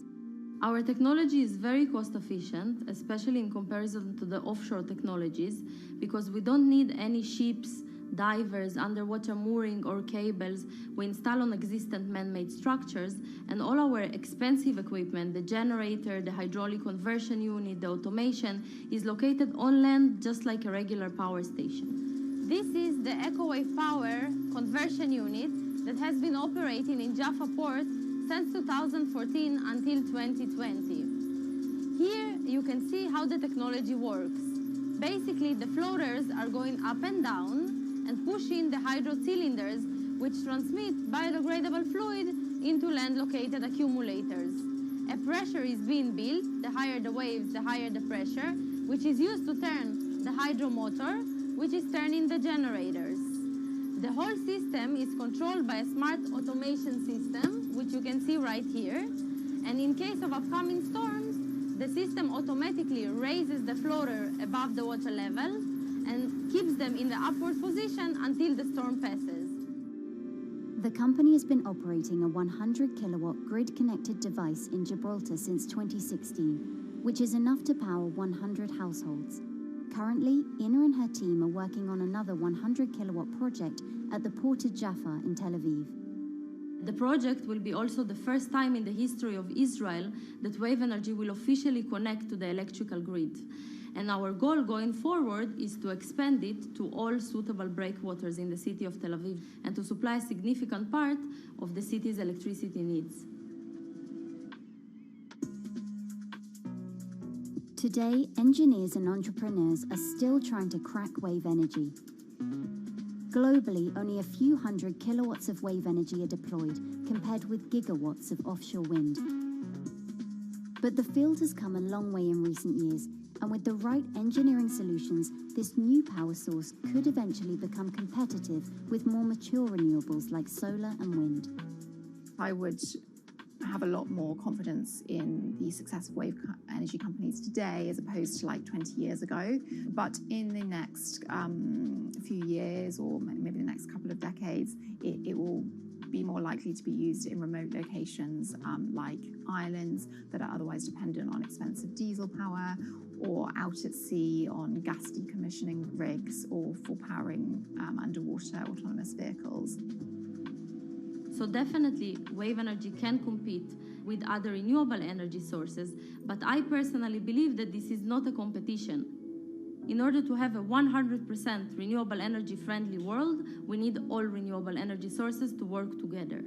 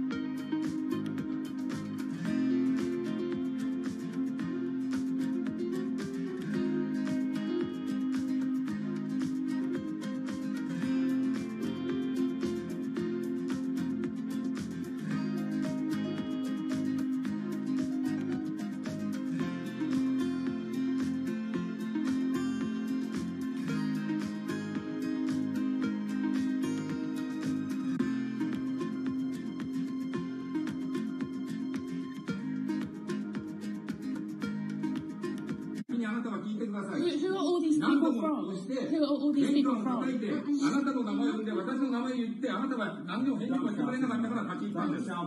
So can you please tell me? I'm not going to... please wait. You know, I've covered a lot of companies. I've covered a lot of Machiavellian companies where, you know, people play rough. I don't think I've ever seen anything on the scale of Nissan. He's making you, but you aren't from this side. I mean, it's corrupt. The system is... One of the most dramatic elements was Ravinder Passi's home being raided by court officials in Yokohama. You scared me, yeah? You scared my children. I worked in this for 16 years. So Rav Passi's journey into the darkest recesses of the Japanese corporate world started when he was the general counsel, the highest corporate lawyer position in the company. In the past few minutes, Nissan has revealed that its chairman has been arrested after allegations of serious misconduct. He was tasked with investigating Carlos Ghosn. And he was told, conduct an internal investigation and get to the heart of the matter. And then along the way, he started to notice serious conflicts of interest. He is one of the few people who knows an extreme amount of detail regarding the alleged crimes by Carlos Ghosn. And he's now ready to tell his own story on the record about some of the events that happened.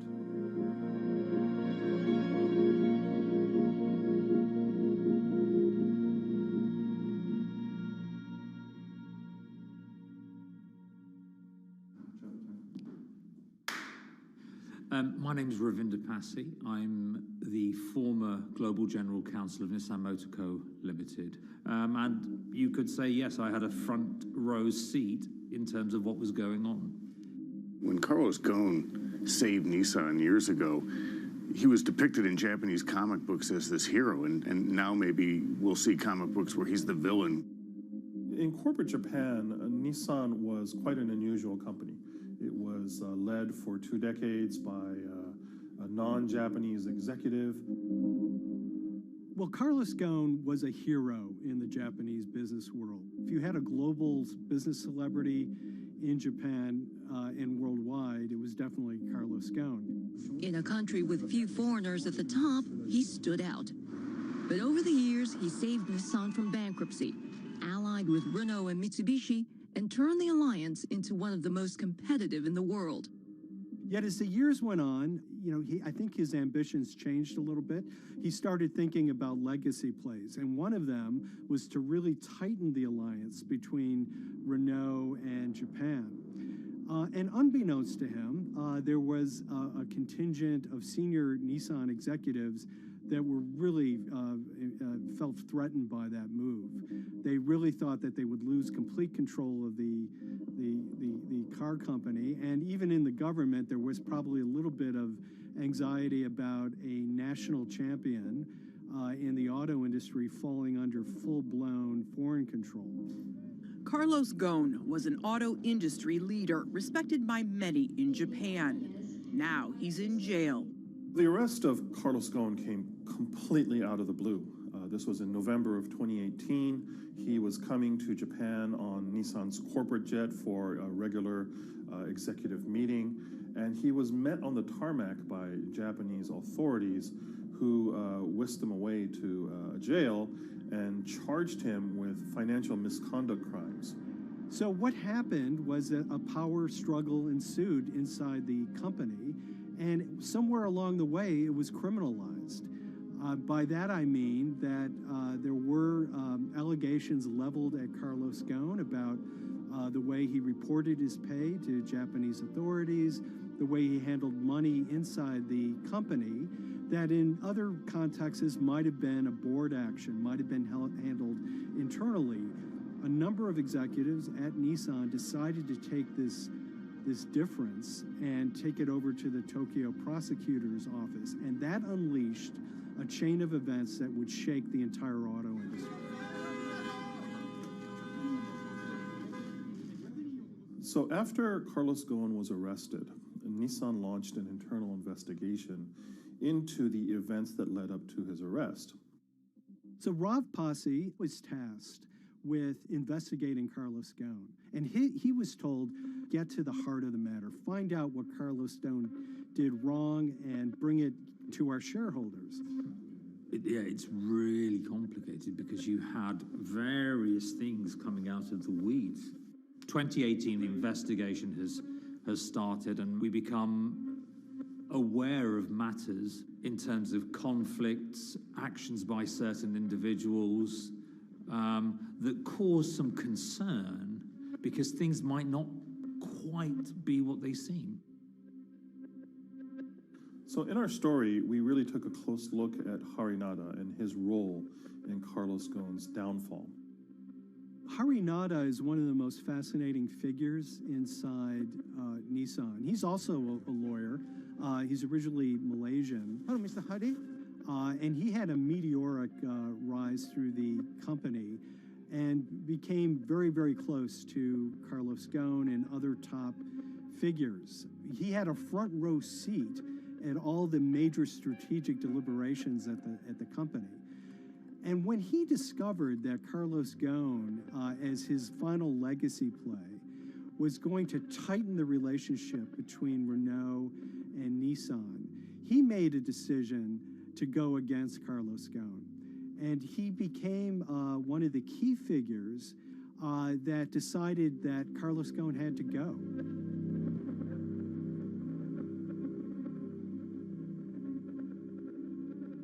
Harry Narder was somebody who actually recruited me into the company. So I have a long-standing relationship with him, or did have a long-standing relationship with him.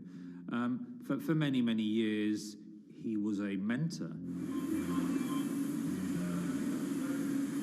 I had doubts about the credibility of the process right at the start. Harry Narder had a plea deal with the Tokyo prosecutors. Now, that suggests he was intrinsically involved in some of the wrongdoing, or the allegations of wrongdoing, and it just didn't smell right, just doesn't sit right. So there was a basic conflict of interest. In other words, Hari Nada had to deliver results to Japanese prosecutors to avoid his own criminal liability, and he's accusing and leading the investigation of Carlos Ghosn. Some of the people who had been involved in the original alleged crimes were also looking into the affairs themselves. Ravinder Pasi began pointing out some of these conflict of interest issues. And the reason for that is essentially his concern was for the company. If the company's own investigation into itself was compromised, that could lead to a very weak position in various lawsuits that it was dealing with across the world. I had discussions with Harry, discussions with the statutory auditors about these conflicts, discussions with HR about some of these conflicts, because at that point, we reported into him. You know, at the time, everything was quite, as you can imagine, it was, we've got to do this, we've got to do that, we've got to move fast. But when you step back and look at some of these things, you just think, my God, what was going on here? Because me, members of my team, were being placed in immediate danger. Your chairman's been arrested, a representative director's been arrested. They both happen to be foreigners. And then now what we need to do, we're being instructed to do, is certain compliance professionals need to go into properties in Brazil, for example, and retrieve evidence. They've got to do it very carefully, because if they don't do it carefully, they're going to get convicted of criminal activities. And likewise, when a team of lawyers were commissioned to go to Lebanon, I mean, one of my immediate concerns was, why are lawyers from Nissan being sent to go to Lebanon to retrieve evidence? These are just lawyers, they're corporate lawyers from Nissan. You had revelations that a number of executives had benefited from share appreciation rights when they shouldn't have. I mean, you know, substantive amounts of money being taken by these guys when they weren't entitled to take them. And you do think, yes, how is this going to look later on? It's going to look quite concerning. So that triggered, for me, the sort of assessment that, well, I'm going to have to do something, because up until this point, I haven't put down on paper these conflicts and these issues.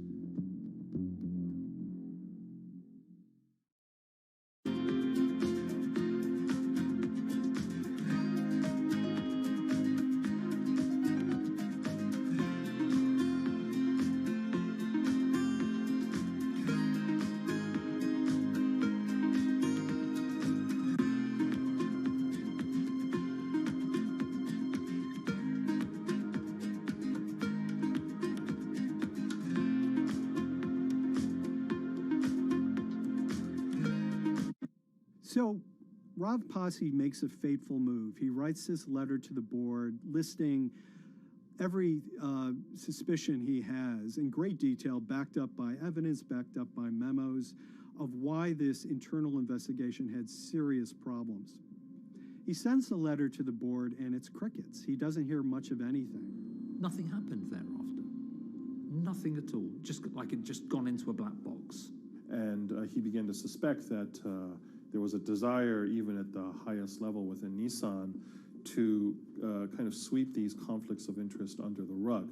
Unfortunately for me, I think, again, with hindsight, people must have thought that this is the nail that's sticking out, and we can't have this. Within 3 days of me submitting that to the board of directors, that letter to the independent board of directors, I was removed from the Ghosn Executive Conduct Matters. I was then told that I could not attend board meetings anymore. And up until that point, I had attended every single board meeting. I was then also told that after 8 years of being in Japan, I'd be going back to the UK. It eventually transpired that I'd be the VP of Projects and Transformation, managing a team of 3. So you can imagine what this feels like at this stage. Almost an arbitrary removal from Japan, where I've lived for 8 years, had 3 children there, my family has grown up, and we've been settled there, having a few months earlier been promoted to vice president at a global level, to being almost demoted. So Pasi was essentially being reassigned to get him as far away from the internal investigation as possible, and also to a certain extent in retaliation to some of the issues that he brought up regarding the internal investigation and Harinada. What happened to Rav Pasi can be seen as a series of corporate humiliations. I mean, first of all, his immediate responsibilities were taken away from him. Eventually, he lost, the coveted general counsel title. But it didn't stop there. Toward the end of his stay in Japan, Rav and his wife were convinced that they were being followed. During that period, I'd noticed that whilst driving my car, I'd have other cars following me.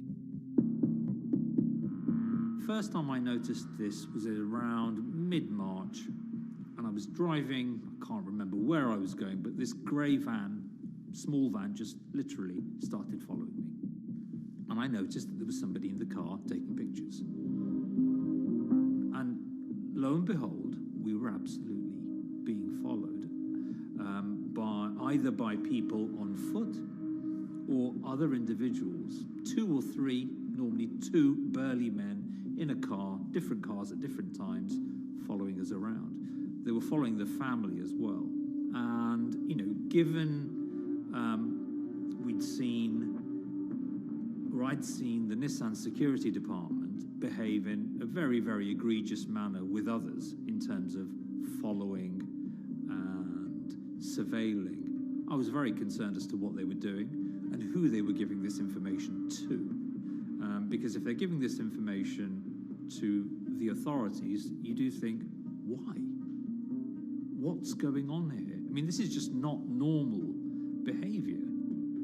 And this all culminated in a rather dramatic event in the middle of 2020. Who are you people? Where Nissan had hired a legal team and had obtained an unusual court order from the district court in Yokohama to basically do a search of his home and seizure of his corporate laptop and phone and other documents. If you don't let us in now, we have to break this key. So it's a pretty extreme way to treat someone who'd spent 16 years at the company. These people have all come in. We don't really know who they are, apart from the fact that I've been shown a badge that says the Yokohama court. And they're here to recover a laptop and a mobile phone.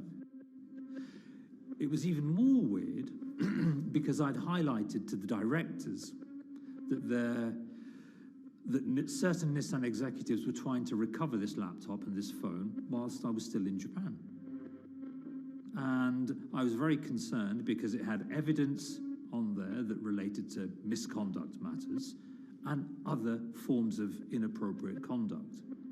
It was just another form of intimidation, another form of harassment, forcing me almost to leave the company and the country. Because once they'd retained and obtained these items, we were still followed, which, again, I just couldn't understand. What is the point of doing that? You know, this isn't a car company. This is not the KGB.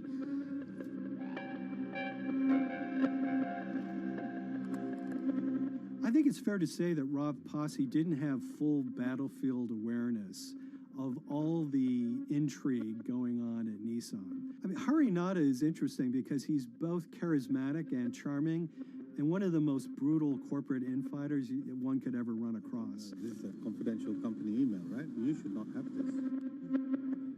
If he had fallen into line, he would probably still have his job at Nissan, be paid very well, and continued his work. A career that he spent 16 years building at Nissan is irretrievably broken. It's been smashed to smithereens. He and his family paid a huge price, certainly. But in terms of being able to sleep at night, I think, he's come out ahead. I highlighted issues to the highest levels of the company so that they could be dealt with appropriately by those in charge. There was no response to those, and there was retaliation against me. What's really profound, like absolutely profound, is that none of your colleagues, I mean people who you have known for years, forget it. Yeah. You're on your own. Yeah. And you got to be ready for that. You've got to be ready for that. If you take it on anyway.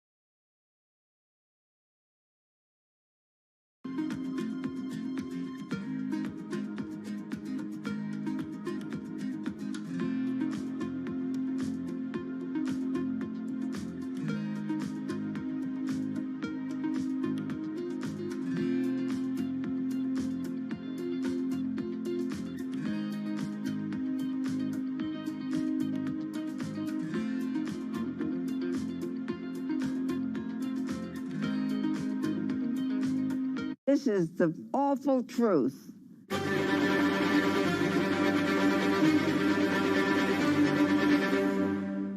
There's always someone in the family that's pushing it.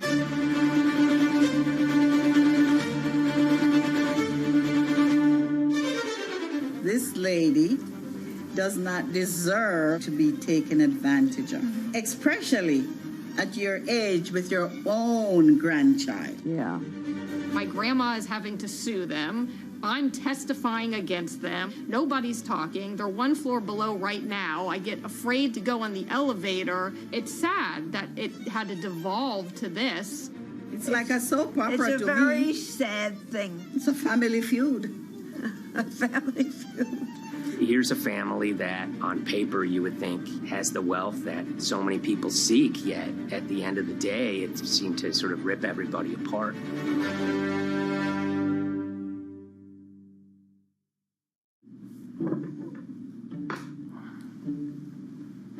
My name's Tom Schoenberg. I'm a senior reporter here at Bloomberg News, cover financial enforcement. I was approached by someone close to the Schottenstein family and asked whether or not I would be interested in writing about Beverly Schottenstein and this case that she had against JP Morgan. And it was immediately clear that there was a great story here to be told.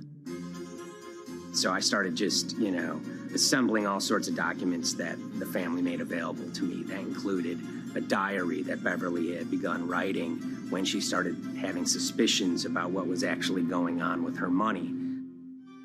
Beverly obtained her wealth from the Schottenstein kind of retail empire that has at times included Big Lots, Value City, American Eagle Outfitters, DSW Shoes. Beverly's husband died, and at which point they sold off their portion of the company, bringing them an enormous amount of wealth at around 1990. Estimates of her wealth were around $90 million. She, for many years, had that pool of money being managed by outside advisors. Her grandsons in the late 2000s had both graduated and were becoming financial advisors. She gave them a little bit to work with, and over time, her grandson, Evan, became the trustee of her entire estate.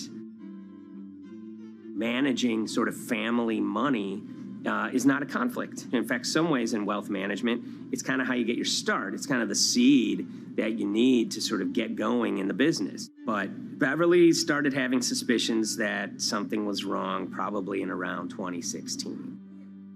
Well, there were suspicious things, but taken separately without everyone talking about their own experiences, it was hard to really put it together. She had written a check to her caretaker, Dawn, that bounced. So she went down to her local Chase branch to sort of find out what was going on. She wasn't getting paper statements in the mail, so she asked them to print out a number of her statements having to do with her checking account and her credit card account. So we went to the bank and asked for the statements. And she got a whole year and going through all of them, page by page by page. And it was there she saw all sorts of charges that she said she didn't authorize or didn't know about.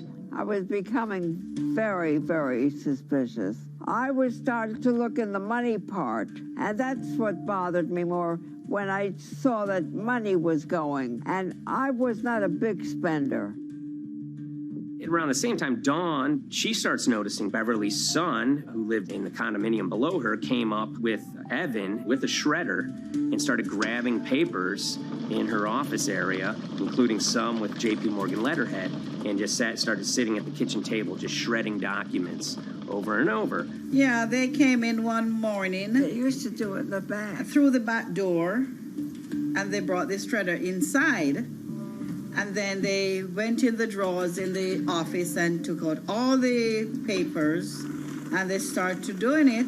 I was very suspicious because I know you don't go around and destroying papers. Beverly said that they had done this many times before. That's when she said to me, Dawn, I'm going to write my feelings in this black book. Diary. And it's a diary, and she started writing. Each day she would write a little at a time. Around the holidays of 2018, a package had arrived, a FedEx package, and in it were materials about a venture capital fund based out of the Cayman Islands. Dawn and some other family members take a look at this, and they see that Beverly is signed up for this fund to the tune of $5 million over the course of several years. And that was really the beginning of it. That was sort of the tip of the iceberg when it became obvious that something was going on, that my grandmother really wasn't aware of this fund. Beverly started to panic. She got really upset and called, JP Morgan's headquarters in New York and asked for Jamie Dimon. She said she was told someone would call her back, but she says that never happened. She wrote a letter to Evan and Avi, and in there she laid out a number of things that were concerning her: unauthorized trading, the checking account. She had about $1 million worth of jewelry in a safe deposit box, and that her son Bobby had the key to that box, and that jewelry had gone missing. All this was kind of packaged in this, 5-page handwritten amendment to a will and trust. There's such an evolving narrative about why the jewelry was taken. The only truth we really know is that the jewelry is gone. But why it happened, there have been a lot of different stories. You just don't take your mother's wonderful things and hand it out. And they emailed that note to JP Morgan to seize all activity on her account. And it ended up setting off a firestorm after that. As soon as they got this email that there was a cease and desist and that she wanted to send her money and change brokerage firms, they were actually vacationing one floor below downstairs. They're there right now. The next day, Beverly's in her place. The granddaughter's still in her place visiting. Dawn is there, and up comes Bobby kind of barging through the door. And he's screaming about what was sent to the JP Morgan. They're now investigating them. And he's furious, takes his mother and sort of puts her into a chair, gets pen and paper, and she says physically forced her to write a retraction letter. They were pushing me around. It was a scary time. I was really afraid too. I had to take her to the doctor, and she did an x-ray because she was in so much pain. The locks had to be changed. The phone number had to be changed. I really thought we were going to have to hire guards to be outside just for protection. Oh, it was terrible. Horrible scene.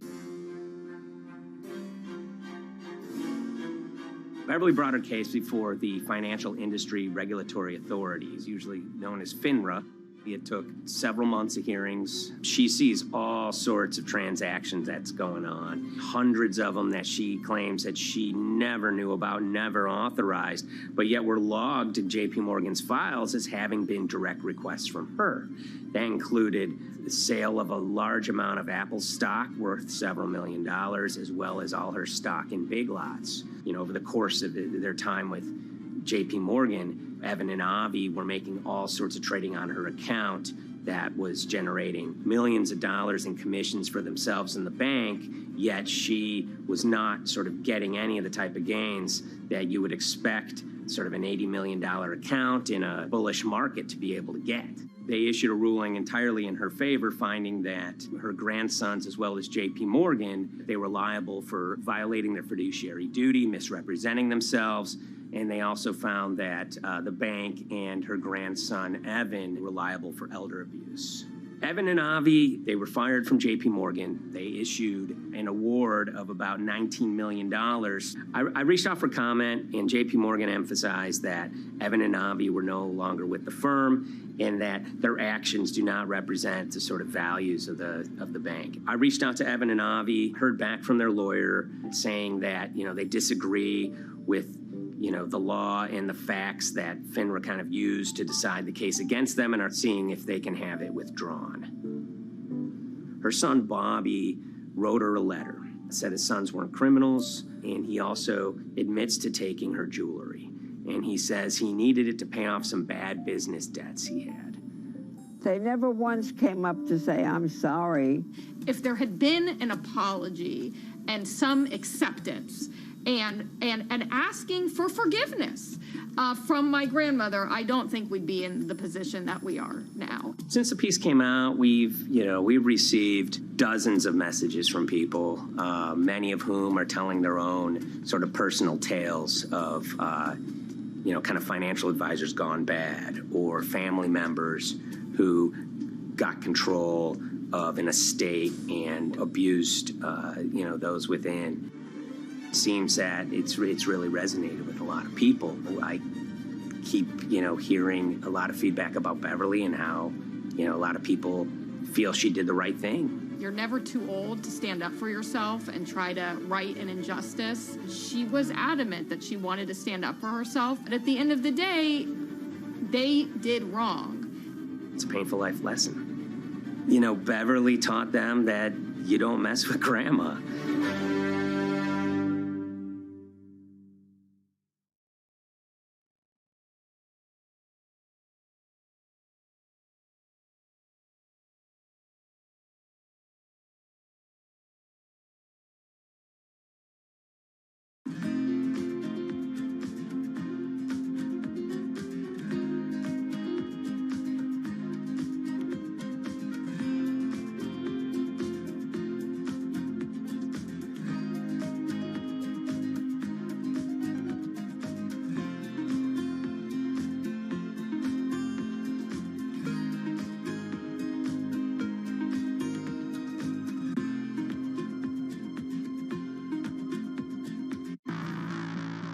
On April 20th, oil markets did something they never had before, and they crashed, went into negative territory and closed the day at minus $40. Meanwhile, in a place called Thaden Boyce in Essex, a group of 9 traders, led by a guy called Cuddles, made $660 million over the course of a couple of hours. The price of oil has collapsed to a record low. We've never really seen anything like it.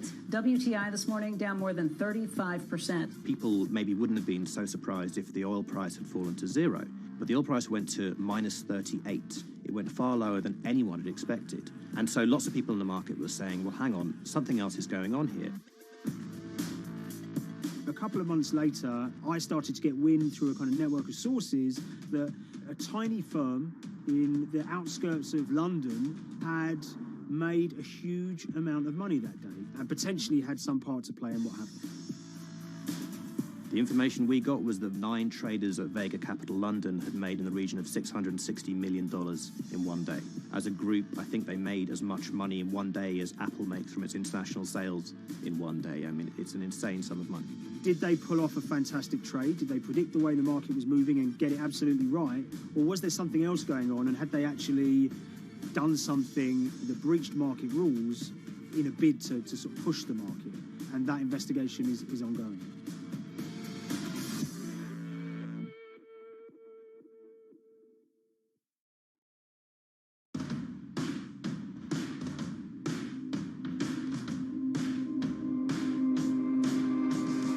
So Paul Commins is a trader who cut his teeth in the pits in the 80s and 90s. When everyone had a nickname, his was Cuddles.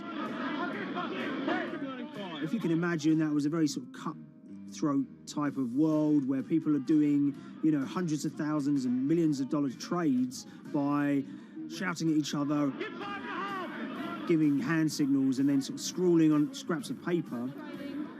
The culture of the trading pits in London was very influenced by the working class guys who became traders there. They weren't like the city bankers that had gone before them. They weren't usually Oxford or Cambridge.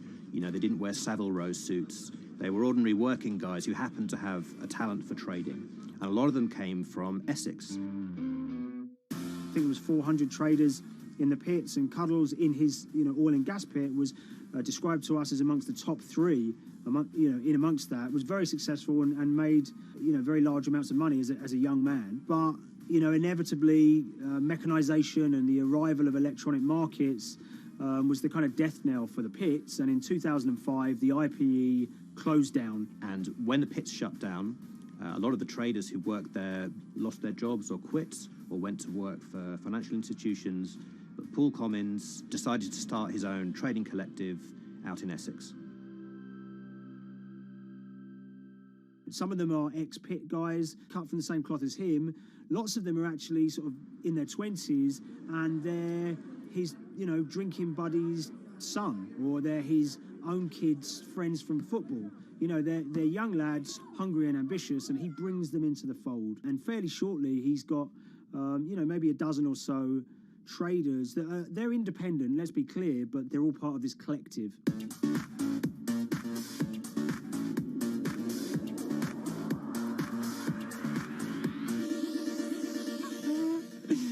Yeah, I'll let Liam deal with Essex. I am from Essex, so I feel like I'm free to, to get into this. Sweet, as they say. If you were to ask someone in Britain how they would imagine a kind of Essex person, they would see someone who's maybe slightly flamboyant, with a sort of Cockney accent, a sort of Guy Ritchie-style accent.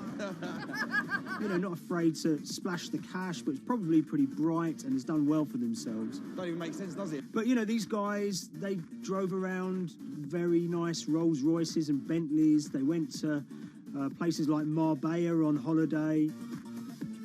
Faden Boyce is a very wealthy place. You have to have considerable income to be able to afford to live in that village. It's a really nice place to live, and it's 20 minutes tube ride away from the city.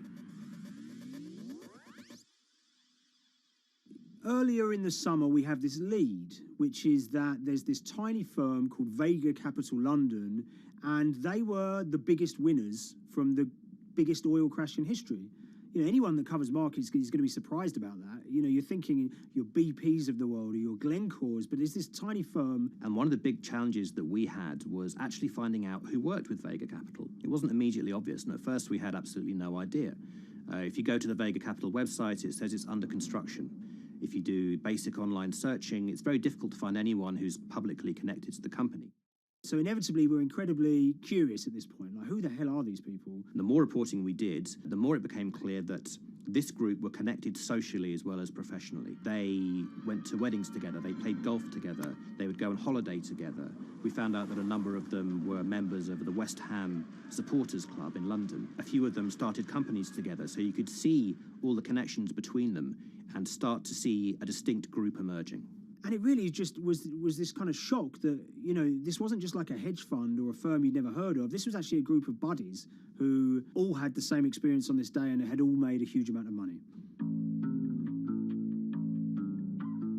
So if you're an oil trader, there's a number of different ways you can trade, and probably the most popular is WTI futures contracts. And it's basically a contract that says, I'm going to buy 1,000 barrels of oil from you at this point in the future, or I'm going to sell 1,000 barrels of oil to you at this point in the future.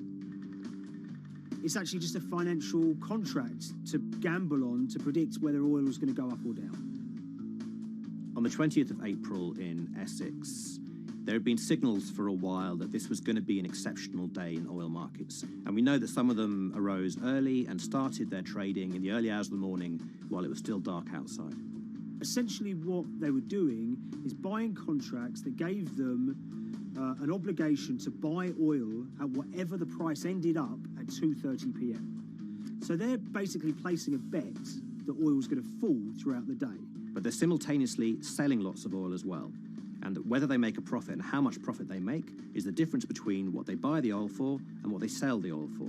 Now, of course, we now know throughout April 20th, the price dropped and dropped. So this is going very well for them. They are committed to selling oil at these prices, and the prices are continuing to fall, which means they're going to be able to offset it and buy oil at cheaper at the end of the day. Now, once it gets to kind of 1:30, 2 p.m., that's when things start to get really interesting. Suddenly there's a kind of influx of buyers and sellers, as desperation increases in the market and trading volumes go up. Now at 2:08 p.m. exactly, something bizarre and unprecedented happened, which is that oil passes into negative territory. And it fell to a record level of minus $38. We've never seen anything like it, period, in terms of the contraction of the global economy. That huge gulf between what they were buying the oil for and what they were selling it for enabled them to make more money than they ever thought possible.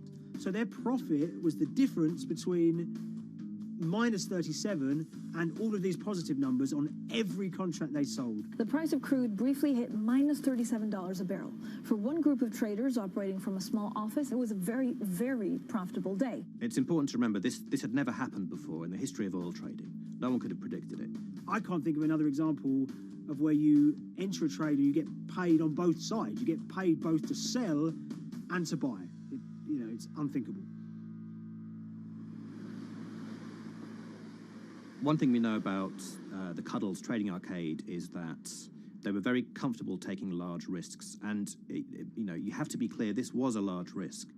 Yeah, we spoke to oil traders, both people that know these guys and people that don't, and they all say that this is, incredibly risky. And that's actually what stops a lot of oil traders doing trading like this. They simply aren't willing to stomach the risk. But Cuddles and his friends were. So when the kind of final calculations came down, the group of the 9 most profitable traders made $660 million or thereabouts between them. I mean, if you can imagine, I think 3 or 4 of them made in excess of 100 million each. One of the astonishing things about this trade is that 2 of the individuals who made more than $100 million in a single day were in their 20s. One of them was 22 years old. Only a few years earlier, he'd been posting on his social media about doing teenage stuff with his mates in town and going to see girls and rap music. And here he is a few years later making $100 million in a single day's trading. When me and Liam discovered that, we couldn't believe it. We couldn't believe what we were seeing.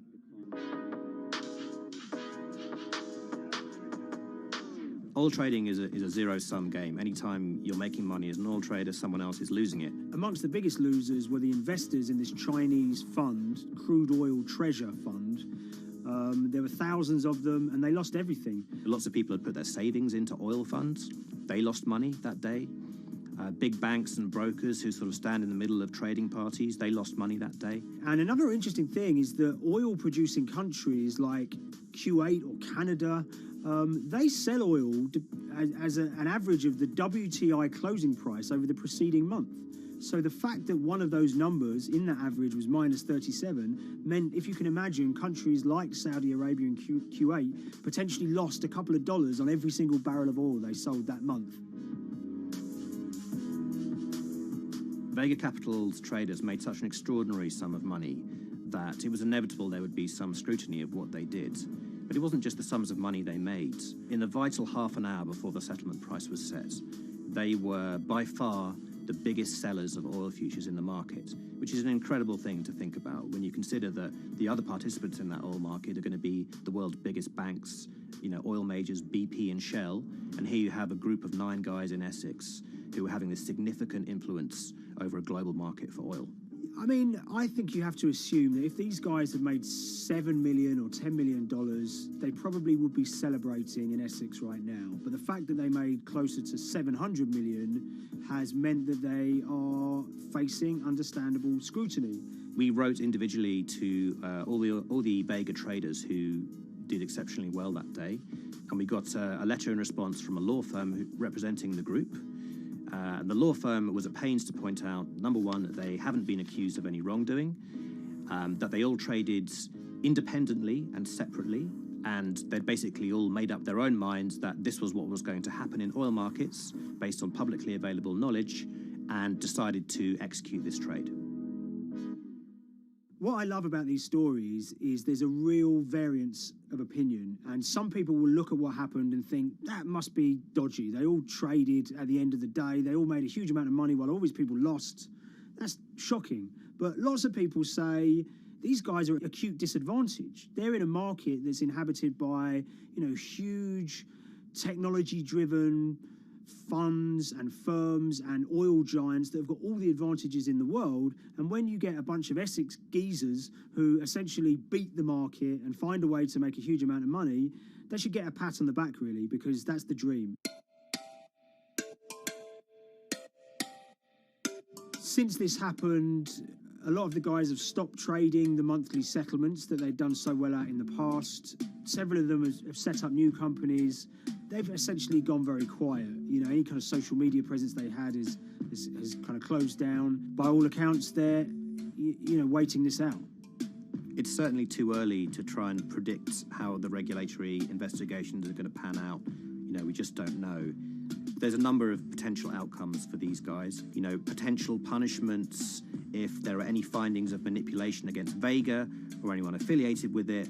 Might be you could be fined, you could be banned from trading, and in the most extreme cases there have even been criminal prosecutions in the past of people who have been found to have been manipulating the settlement and misconduct related to trade at settlement.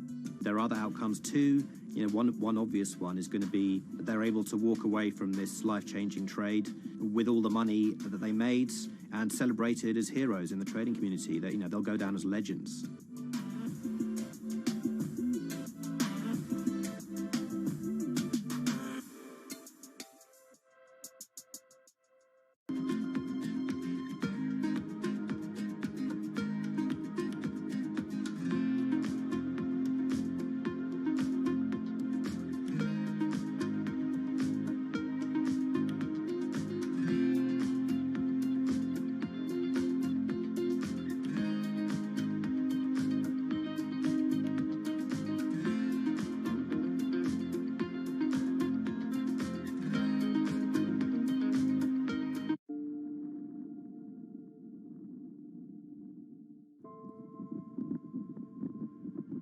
It's very important, given the nature of the climate crisis right now, for the general public to have an understanding of what progress is or is not actually happening.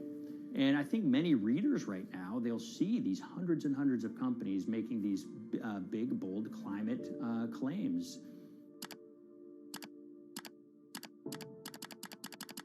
And they would be forgiven to think that, we're well on our way to meeting the emission reduction trajectory we need to be on. And the reality of the matter is we're just not on that trajectory. And a key reason for this sort of disconnect is the use of offsets that aren't doing what they claim to be doing. We have a massive potential for sort of willful blindness. We can convince ourselves of things regardless of what the facts are. And so that's what tends to happen in these cases. It's not that anybody is setting out to commit climate fraud. They sort of walk themselves into a situation and they convince themselves of one thing, and that allows them to convince themselves of another thing. But at the end of the day, they're doing something that makes no sense at all.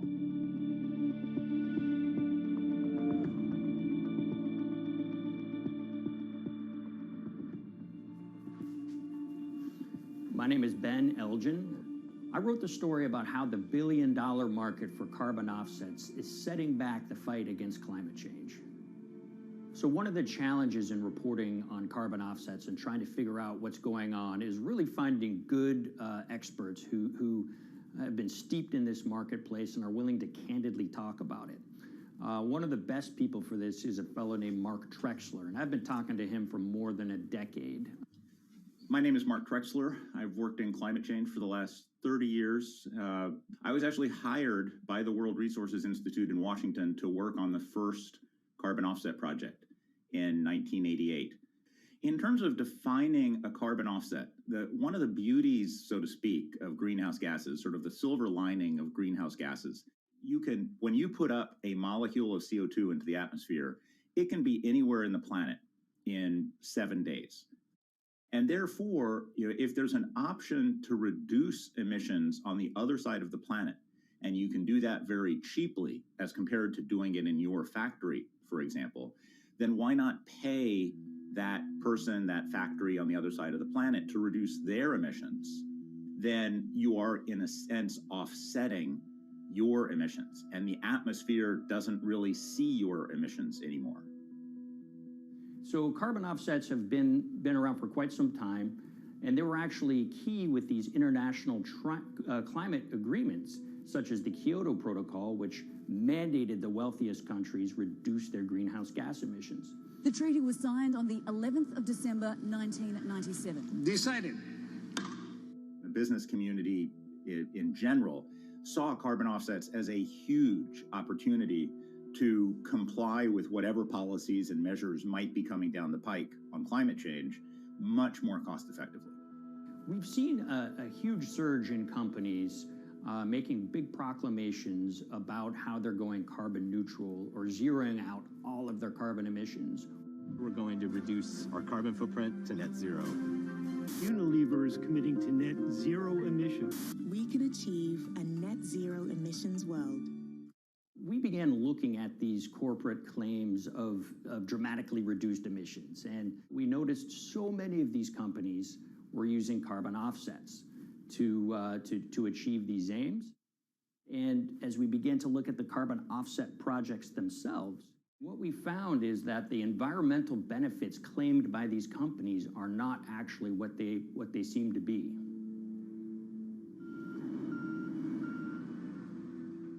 And as we sort of saw and spotted a number of these very aggressive carbon offset projects, which appeared to be generating inflated credits or bogus credits, we saw a number of them were associated with the Nature Conservancy. This surprised us. The Nature Conservancy is the world's biggest environmental group. They have about $1 billion a year in revenues, and they've been around for 7 decades. They've preserved about 125 million acres of land, and they've done so many good works over the years, and they've been very strong in terms of working with corporate partners. The Nature Conservancy has taken a different approach, a very pragmatic and pro-business approach. They will not go out and criticize a big polluter, but they're very happy to work with them.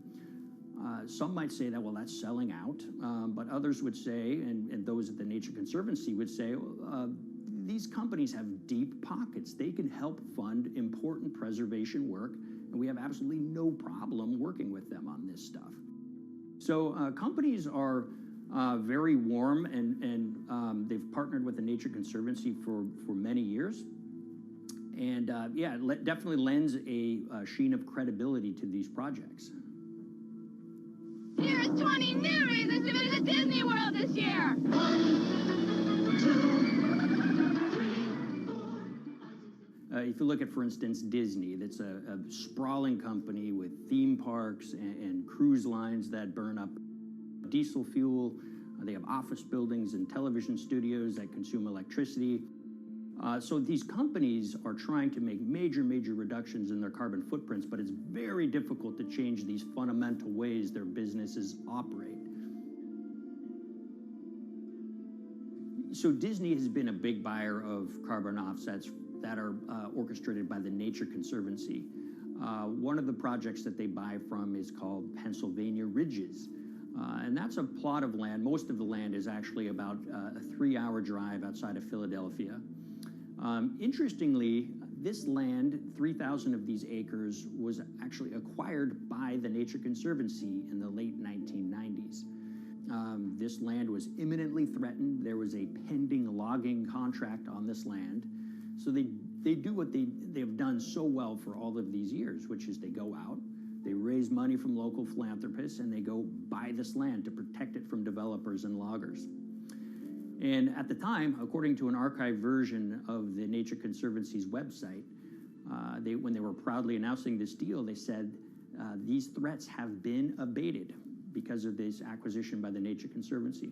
So it's really interesting now, fast forward 2 decades to earlier this year when they put forward this carbon project. And if you look through it, this land is a key part of that carbon project. And what they're now saying is this land is now, once again, imminently threatened. 72% of the trees are going to be cut within 5 years.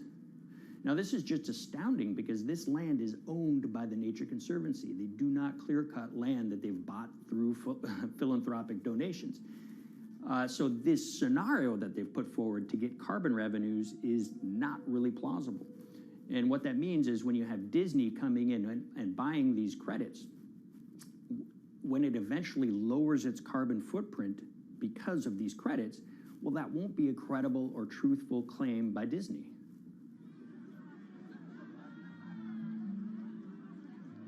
So this is an organization that truly understands the threat of the issue of climate change and is wanting to do its part to address this.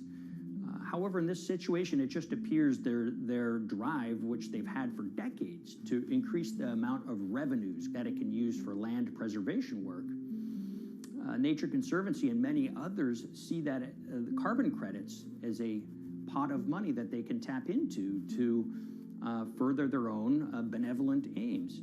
But unfortunately, what this has resulted in is claims of climate progress that just aren't really happening. So the Nature Conservancy defends vigorously these deals, and they and others will say, look, our projects are just following the rules that these registries set up. So some would also put some of the blame on the registries themselves because they're setting up the rules which allow these vapid projects to get up and sold. So we've reached out to all of the companies we mentioned in this story, including Disney. They didn't want to be interviewed for this story, but they all told us that, look, we have to rely on the experts out there, and those experts, they say, are these carbon registries that have been set up. Most of these Nature Conservancy deals are set up and sold on this exchange. It's called the American Carbon Registry. Now, it's the oldest of these registries that allow voluntary carbon credits to be sold. They've been around since 1996. What these offset registries do is they set up rules, and any carbon offset project has to follow those rules. But there's this tension that's always there. If the rules are too strict, then it's going to be very hard for carbon offset projects to get up and running. So there's this balance going on where the registries want rules that attract projects, but they don't want it to be so strict where it will disincentivize projects from getting listed. One of the challenges with designing carbon offset systems is that there are normally two people at the table. You have buyers and you have sellers. And to some extent, you have policymakers, but you know, the buyers and the sellers are really the ones with the expertise, with the incentive to really participate hard, make a lot of things happen. And the challenge there is that both of them sort of want the same thing, or they're both happy with the same thing. They're happy with low-cost offsets and a lot of them, because that works for their business model. You end up, though, with nobody really representing the atmosphere, so to speak. Nobody's really representing the climate in those discussions. And so the policies end up biasing the whole system, and you end up in sort of a race to the bottom, and that's what we've seen happen. You know, when it comes specifically to the topic of carbon offsets, you know, I am a fan of carbon offsets in the sense that they can help mitigate climate change. They absolutely can.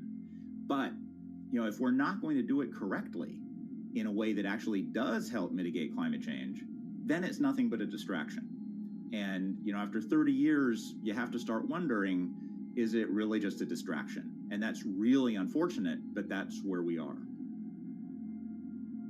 Ultimately, what needs to happen is systemic change. You know, we're sort of nibbling around the edges with some of these different things. We need to change how we produce energy.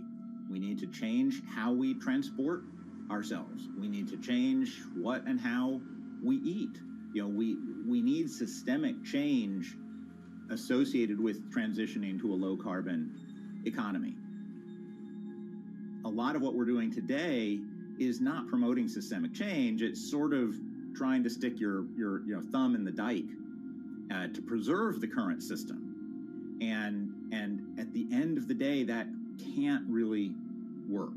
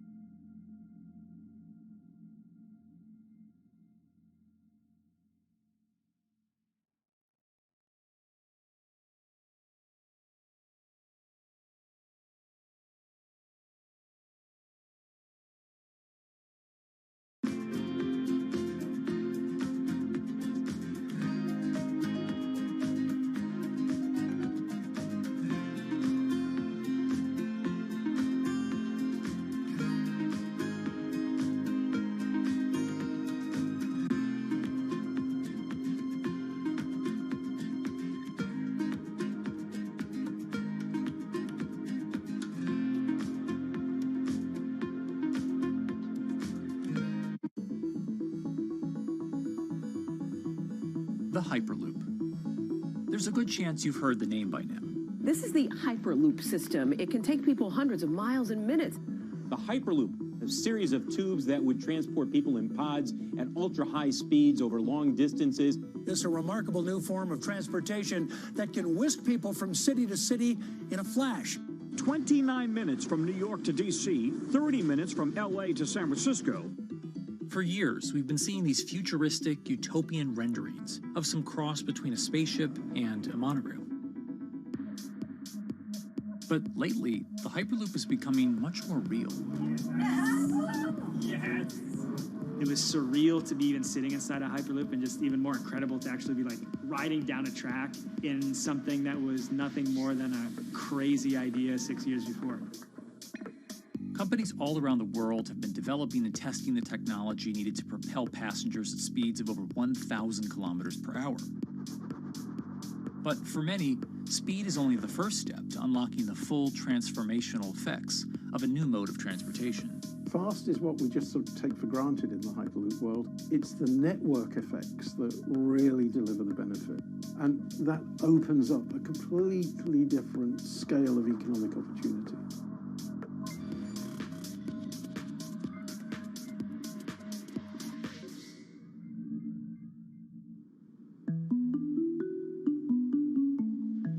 We've got planes, trains, automobiles, and boats for getting around Earth. But what if there was a fifth mode? And I have a name for it, which is called the Hyperloop. The Hyperloop? Hyperloop, yeah. In 2013, while riding high on the growing success of Tesla and SpaceX, entrepreneur Elon Musk released a white paper outlining the basic framework of the technology he called Hyperloop. The basic idea goes a little something like this.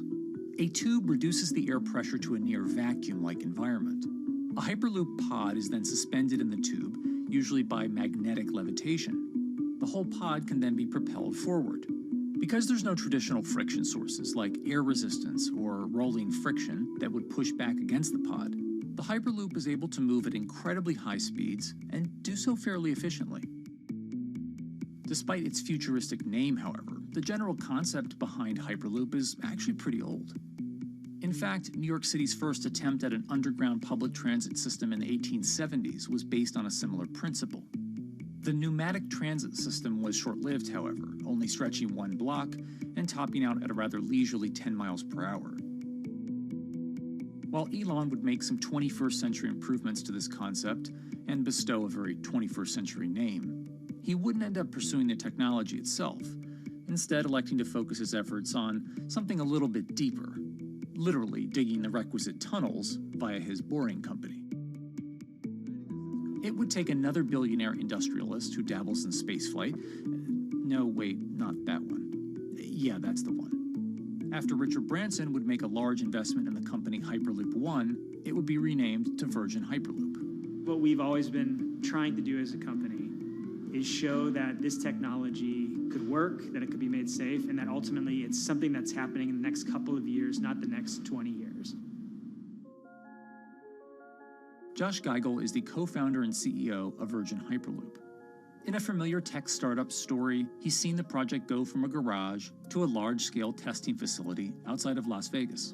So we started building the first kind of Hyperloop system in 2016. We've done a lot of work, about 500 tests that we've done on that over the last 5 years. And what we realized that we need to do is take that technology, show that it can be commercial, so drive the cost down, improve the efficiency, improve the performance. But the key thing is actually making it approachable and safe for individuals. In order to do that, Josh, along with Virgin's head of passenger experience, Sarah Lucian, bravely volunteered to take the inaugural ride. What her and I were realizing is we're the first two people sitting in a Hyperloop. The only type of people that have gone through this environment are in spacesuits, and there we are in just normal clothes because of the system, the safety of what we've designed. 3, 2, 1, launch. And then once we started going, you felt a bit of acceleration. We accelerated a little bit harder than we would in commercial. It'd be like a sports car. Yes. We got to about 108 miles an hour on that test. And it's a short run. It's about 500 yards or so, and came to a stop. The test, lasting only about 20 seconds and covering only a quarter of a mile at just over 100 miles per hour, is a long way away from a true functioning Hyperloop. But as for optics, it's a crucial step for the future of funding. The number one question we got from investors or from project proponents or just people in general was is a Hyperloop safe? And what better way to show something is safe than by actually getting people on it? But convincing investors and governments that would likely be fronting some of the construction costs for an unproven technology is no easy task. First and foremost is the question of safety. Most people don't know how an airplane works, but yet they get on an airplane. They get on an airplane because, it's faster than driving, and most importantly, they've probably gotten off of one before, they've seen someone get off of one before. And so what we set out to do was actually show that Hyperloop could be safe with two normal people, not astronauts, not adrenaline junkies or test pilots or anything like that. Two normal people getting on a Hyperloop, and then most importantly, those two people getting off. But beyond safety concerns, constructing Hyperloops will undoubtedly require a significant capital investment to the estimated tune of around $60 million per kilometer of track. So a track from San Francisco to Los Angeles, for example, is likely to come with a price tag over $10 billion.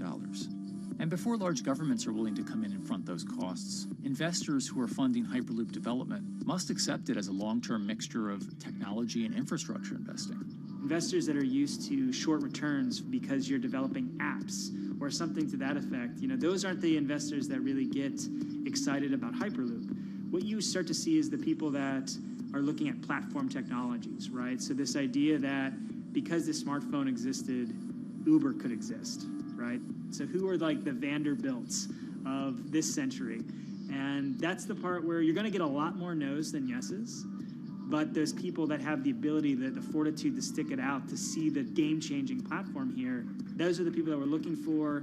And since we've done that passenger test, there has been a lot of interest that's really, this is a lot sooner than I thought.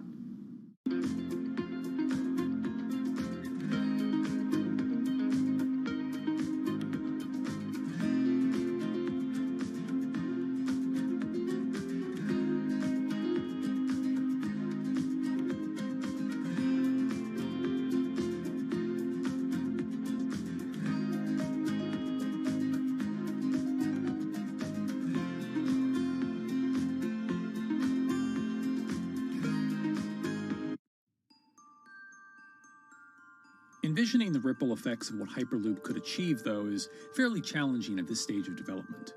It's fast, yes, but for point-to-point travel, traditional maglev trains can move pretty fast as well.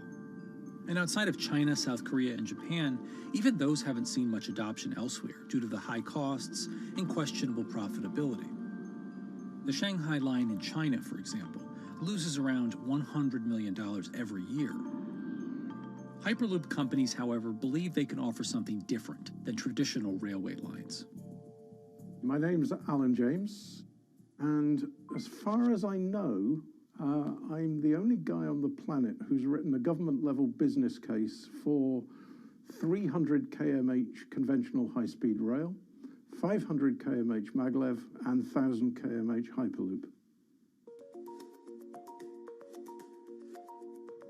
It's fundamentally about moving people from where they are to where they want to go, when they want to make those journeys, and doing it in much smaller numbers. So pod designs for Hyperloop range from 12 to 28 seats, typically. Why are they small? It's because small enables the network to operate flexibly. And a great example of that is the east-west strategic route across the north of England, from Liverpool to Manchester to Leeds. So to get from Liverpool via Manchester to Leeds by train is just short of 2 hours today. It'll probably take you 2 hours driving as well in average traffic conditions. Net result is those three city regions remain three separate entities: Liverpool, Manchester, Leeds. There's very little commuting traffic between those urban areas. Hyperloop absolutely changes that from the ground up. Liverpool to Manchester is a 5 or 6 minute journey. Manchester to Leeds is also a 5 or 6 minute journey. What that effectively does is create a single super city economy. In this vision, the Hyperloop acts a little more like a highway, where pods have fixed destinations and don't need to stop along the way. Meaning you can travel on a Hyperloop network from, say, Liverpool to Leeds, while the pod behind you travels from Liverpool to Manchester. And if that metro Hyperloop network is connected to other networks from the same location, you could travel from Liverpool to Paris or Liverpool to Amsterdam, all without making a single stop. For passengers, for business, for leisure, that is utterly transformational. For high-value freight and logistics, it's equally transformational. But critically, if you do a Hyperloop network at scale, you begin to deliver massively significant carbon savings too. A multi-regional Hyperloop network could become a replacement for both short-haul passenger and cargo flights and traditional ground transportation, both of which are significant carbon producers. One Hyperloop-connected distribution hub, perhaps at an airport that is predominantly used for international air freight, replacing maybe 10, 12, 15 distributed road hubs. It takes a lot of polluting and inefficient truck haulage off the roads. That itself means roads gain extra capacity. Hyperloops will still need to use electricity to both move pods and maintain the near-vacuum environment in the tube. Proponents of the technology believe that this can be done by using renewable sources, including a combination of solar panels and battery technology that could be used along the Hyperloop itself.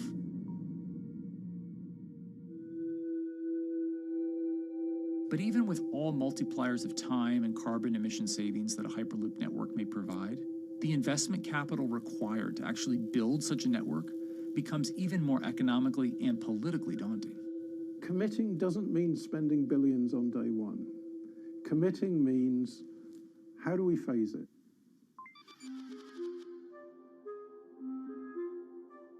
One company in the Netherlands is working to develop that technology, and perhaps more importantly, the international coalition needed to make the Hyperloop network a reality.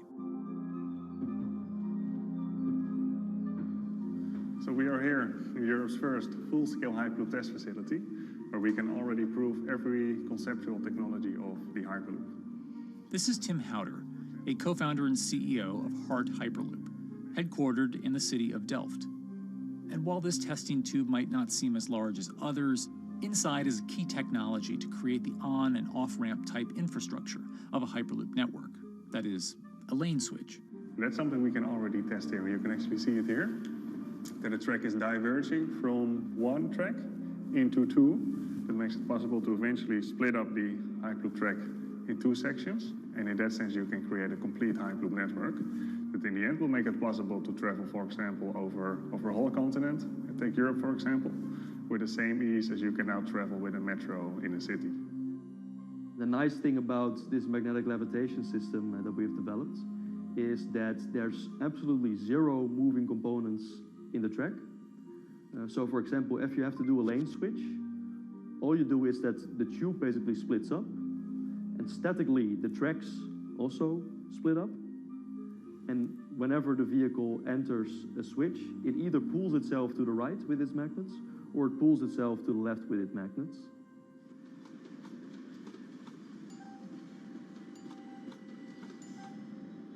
Lane switching on traditional rail requires the physical movement of the rail.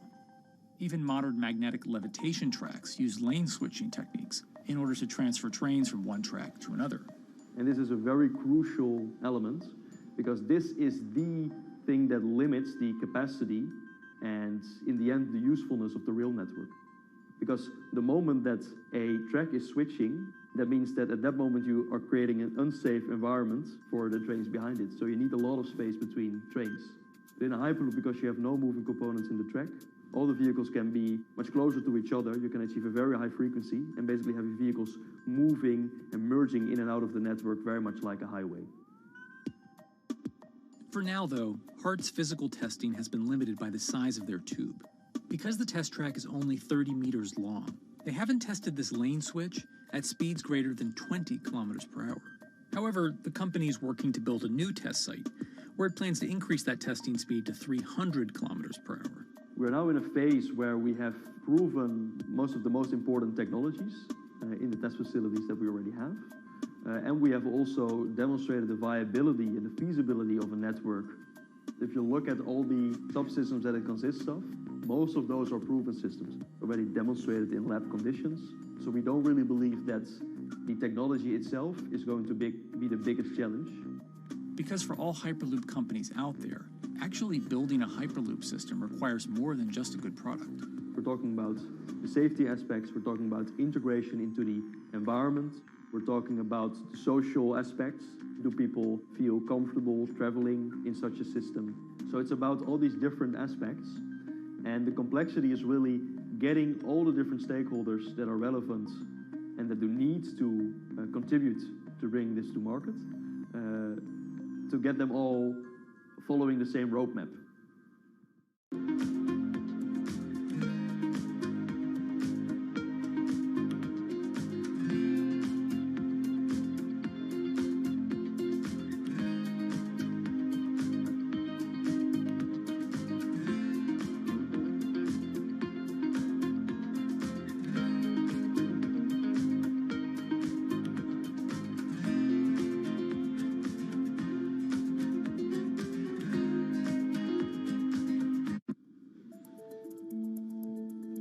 In order to help build this coalition of private and public interest in Hyperloop development, HART in 2018 partnered with other Hyperloop companies from Europe and Canada.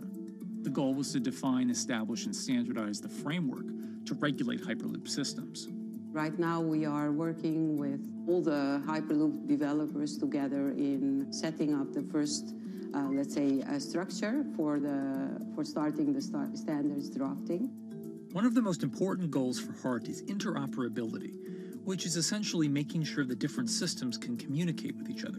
Interoperability is so important because what we want to achieve is actually have this seamless travel experience. So you don't want to end up, for example, going from Madrid to Paris and then switching because you need to use a different technology to get, for example, to Amsterdam. The idea being that as companies around Europe create the first commercial Hyperloop tracks between individual cities, one day those can all be connected to a larger network. Everyone that believes that Hyperloop is a future transport system also realizes that there is a need to have this network because that's where Hyperloop thrives. Hyperloop is such a huge project. It's definitely not something that you can do on your own or as a single company. So you need to do it with a lot of other companies. You need to have the governments. I think in that sense, the biggest challenge that we've encountered is to really get all the required parties together to take the steps in development and in commercial implementation.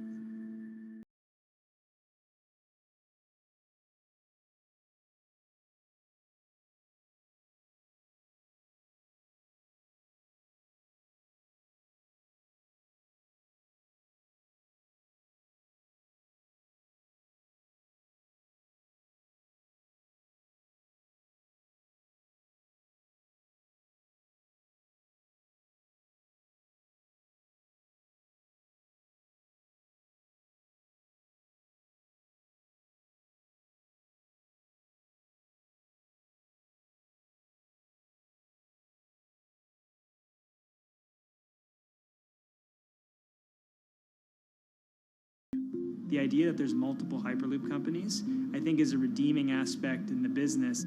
People really want to see something happen, so having multiple people move forward is good for that. I was struck when Josh and Sarah rode the pod. 2 or 3 of the major outlets used the phrase, "We now have a new mode of transport." And although all of that technology had existed before those 2 human beings rode it, it was the moment at which those 2 human beings traveled that short distance down the tube that in popular imagination, Hyperloop became a mode of transport. The metaphor I use with my team is that, the Wright brothers were first, but none of us fly on Wright brothers airlines anymore. If you don't continue to innovate, you're not going to be around, and so we'll continue to be at the forefront of building Hyperloop. Back in 2013, Elon had an idea. I think the difference now in 2021 is some brilliant engineers have spent real time grinding out the details. And I thoroughly expect the next 3 to 5 years to be decisive.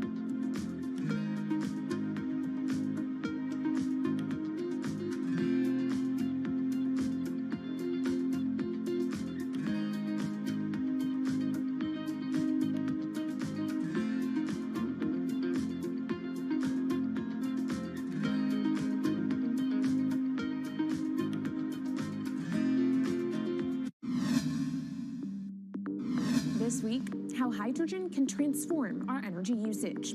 We'll look at why the universe's most abundant element could be a game changer in the climate revolution. Hydrogen technologies are not new. They are used in other sectors. We use them in space, on our rockets, and we don't need the laws of physics to change to be able to use hydrogen on our planes. From iron ore to green hydrogen, one of Australia's richest men tells us about his pivot to sustainable energy. Let's take action. It's practical, it's implementable. Let's do it now. Plus, the hydrogen revolution. We'll speak with the CEO of Italian utilities firm Snam about his new book and how green hydrogen could be competitive within 5 years. Costs are coming down and people are waking up to the fact that it's the only way to decarbonize certain sectors. From Bloomberg's global headquarters in New York, I'm Kaylee Lyons, and this is Bloomberg Green.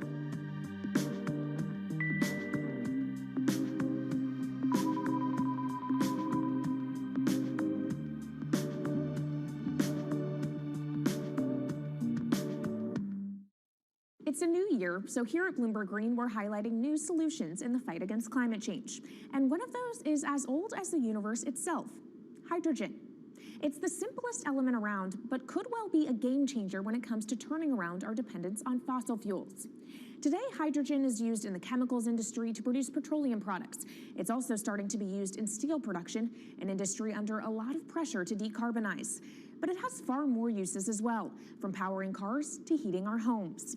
And Bloomberg New Energy Finance sees a seismic shift in the sector in the next 10 years as green hydrogen squeezes out dirtier alternatives. So-called gray hydrogen dominates today.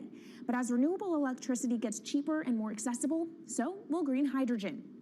In this week's edition of Bloomberg Green, we'll explore what this push into hydrogen means for tackling climate change. We'll hear from Australian billionaire Twiggy Forrest about his pivot from iron ore to hydrogen, and we'll also speak with the CEO of Italian utility company Snam about his book, The Hydrogen Revolution.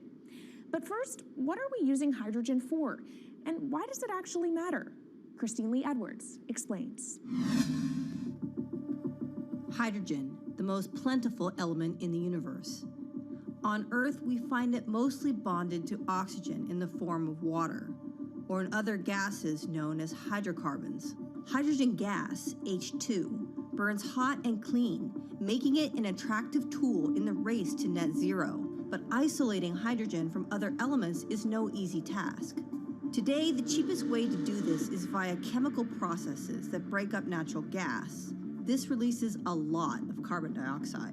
Another method is to use electricity to split water molecules in a process called electrolysis. Although there is no carbon byproduct, a lot of electricity is needed. And if this power comes from burning coal or gas, it negates the zero emissions goals of using hydrogen to begin with. Hydrogen produced in this way, powered by fossil fuels, is called gray hydrogen. If carbon capture and storage is used together with fossil fuels, then it becomes blue hydrogen. If nuclear power is used, it's called pink. And finally, green hydrogen is when it's produced via electrolysis and powered from renewable sources. This method is considered emissions-free. It's predicted that by the early 2030s, H2 made from renewables will be cheaper than that made from fossil fuels. But that hinges on the cost of electrolysis declining, which will be achieved through larger projects and an expansion of manufacturing. To be clear, vast amounts of H2 are already used today. Global production in 2018 totaled 117 million metric tons. This hydrogen is mostly used for its chemical properties, not as a source of energy, and very little of it is clean. Some sectors like steel could start using hydrogen for these chemical properties, replacing coal. Industries like cement and glass may also use hydrogen as a source of heat. Another advantage is its energy storage potential. It can be stored over long periods of time and used when more power needs to be added to the grid. It also could hold an advantage over batteries in heavy transport and shipping. The promise of hydrogen for energy has been around since at least 1874, when Jules Verne wrote about it in his book, The Mysterious Island. But the future of hydrogen will depend on policy. Countries with net zero targets, carbon pricing, and hydrogen strategies with investment mechanisms are likely to see the highest H2 demand.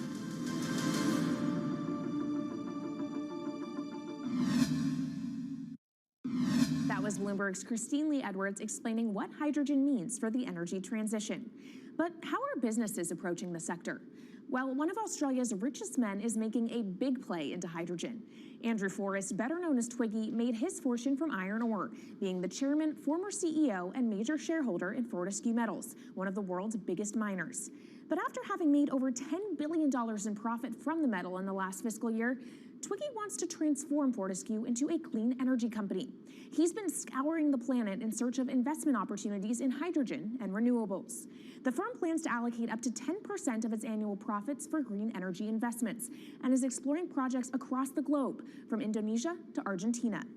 Francine Lacqua caught up with Twiggy Forrest. There's only one type of clean hydrogen, all the rest is dirty. Yeah. That is green. If you just say green hydrogen is clean, the rest is dirty, then you've actually nailed it. And, you know, anyone else who produces any other rubbish, any other argument, just look them in the eye and say, why is global warming accelerating if anything you're saying is true? And then you'll know, actually, it's greenwashing. Yeah, but there's a lot of greenwashing because I keep on being told it's a transition. We can't just, make the transition at a click of a finger. So what are we doing wrong? What can we do better? I don't remember the personal computer having to transition the typewriter. I really don't remember that. I don't remember the smartphone having to transition the pocket calculator and the old landline. You know, its transition line is complete rubbish. The lie got put to it 2 days ago when JCB, a really loved British company, every right for the country to be proud of JCB, and Fortescue, holding a bit of a similar reputation, fantastic track record, everyone's done super well from Fortescue, huge balance sheet, super strong. When those two companies got together and agreed a $7 to $9 billion US agreement per annum, right, then that's a real wake-up call to say, hang on, green hydrogen is obviously commercial now. You know, every other form of fossil fuel hydrogen, you know, it can compete with it on price, it can probably lose on price, but what we know, it is cooking the planet. And only green hydrogen, zero methane, zero carbon in the supply chain. Don't worry about the molecules in the supply chain. But at the moment, we're not even phasing out coal, if you look at the G20 communique. So we have a long way to go to talk about only using green hydrogen. Yeah, so look, I have a call, which I'd like to make now, that the world should not fund any more coal-fired power stations, coal mining projects, ever. We should wind them down as quickly as possible because they are cooking the planet just like grey and blue hydrogen is cooking the planet.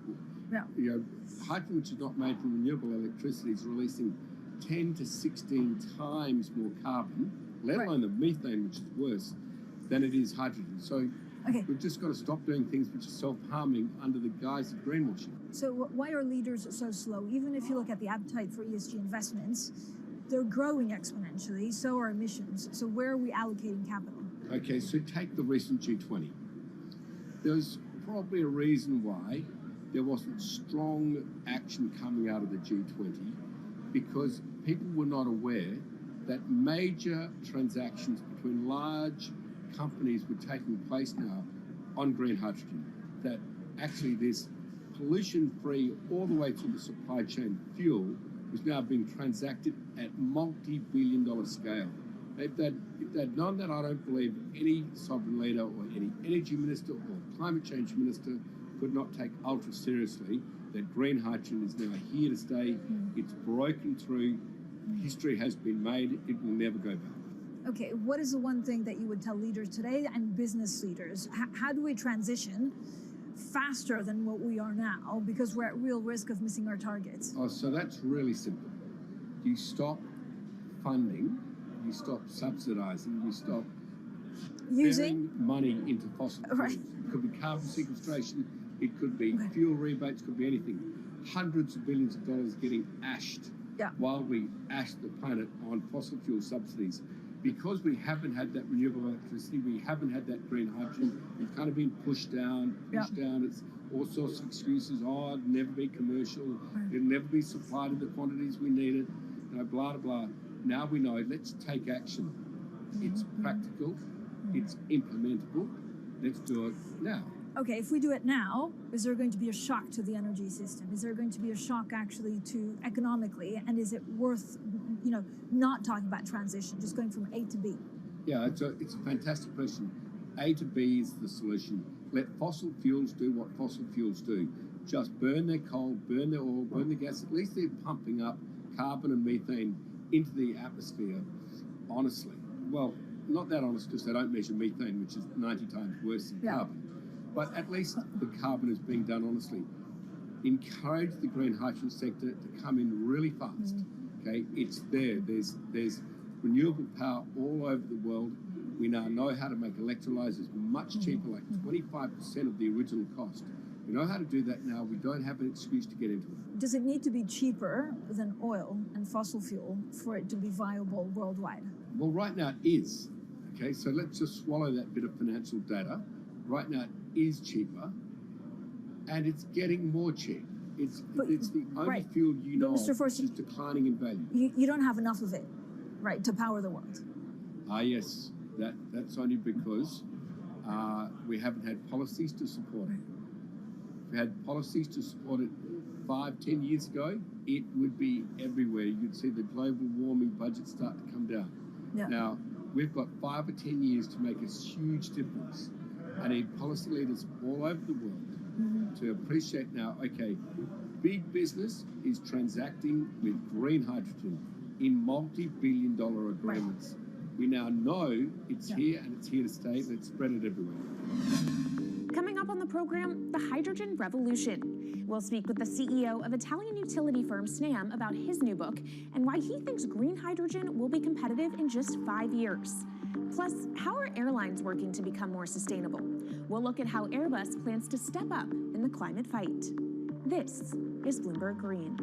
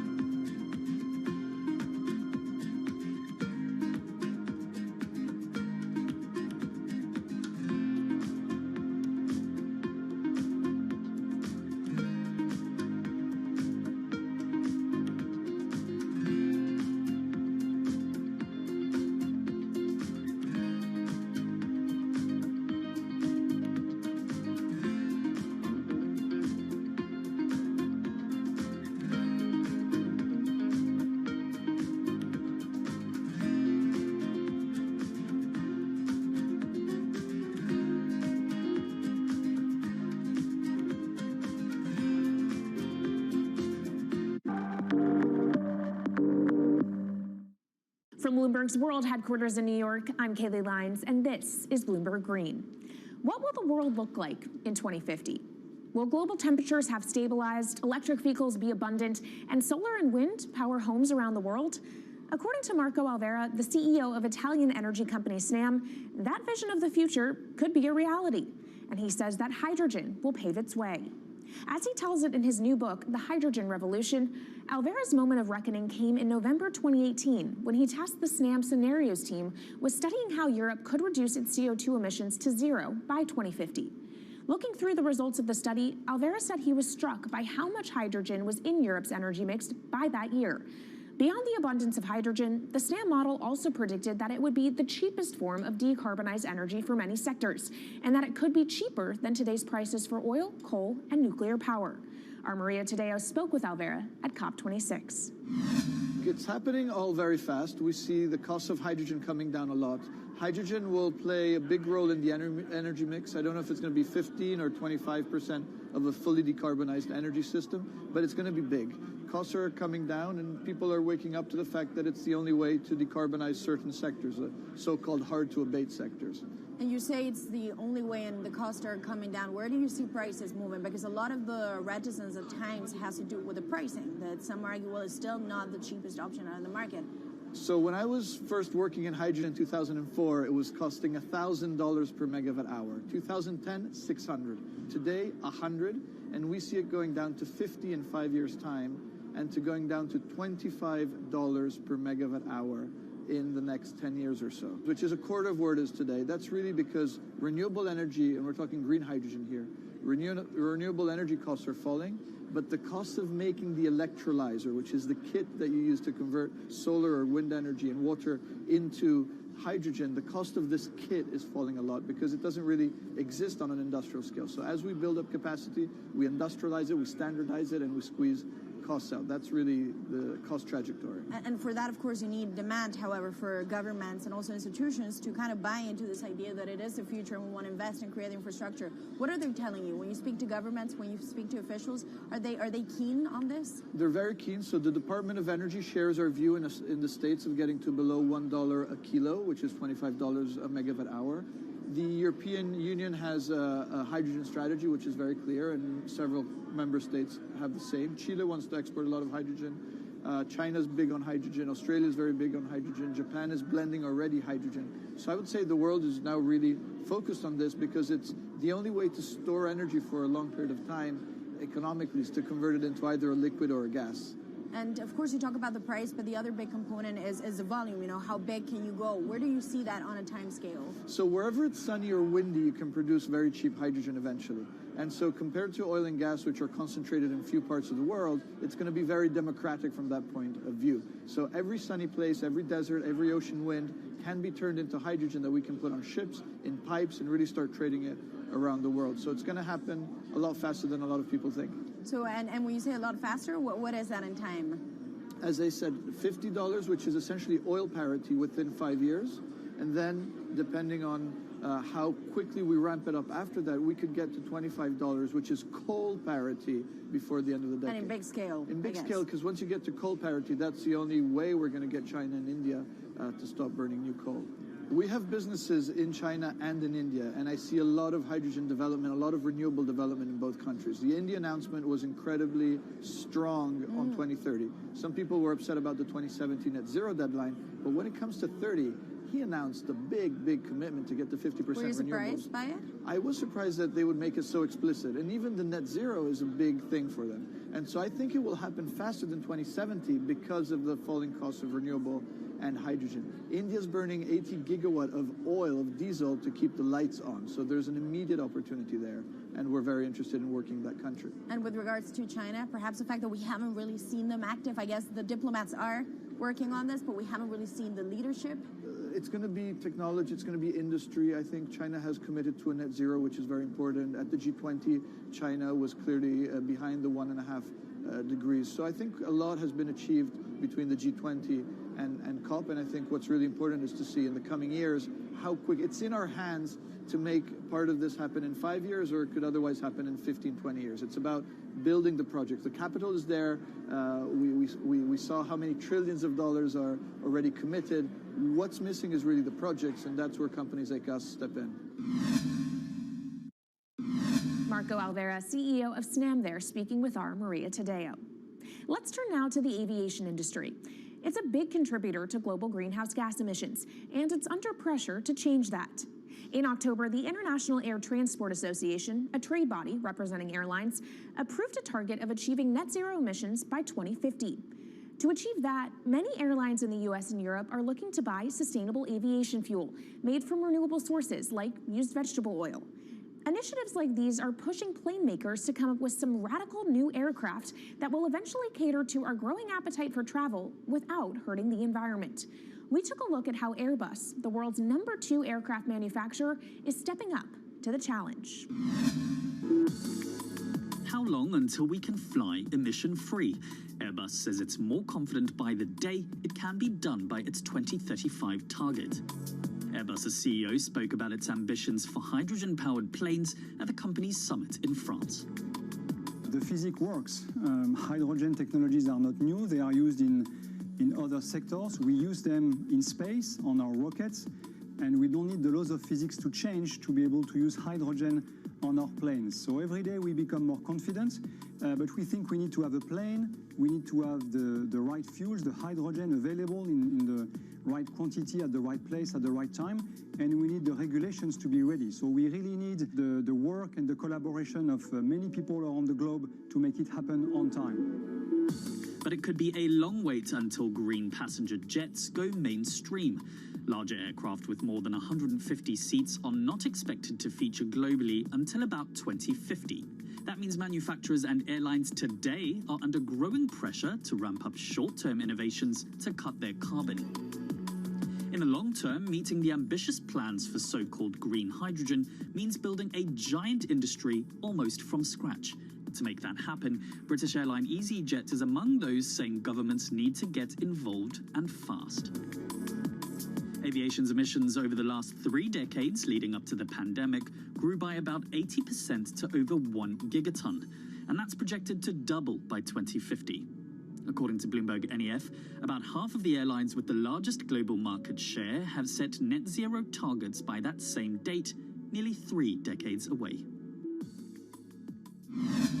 Coming up, from blue sky projects to the bottom line. We'll speak with our Bloomberg NEF expert Meredith Annex and dig into their models about how hydrogen fits into the future energy mix. This is Bloomberg Green.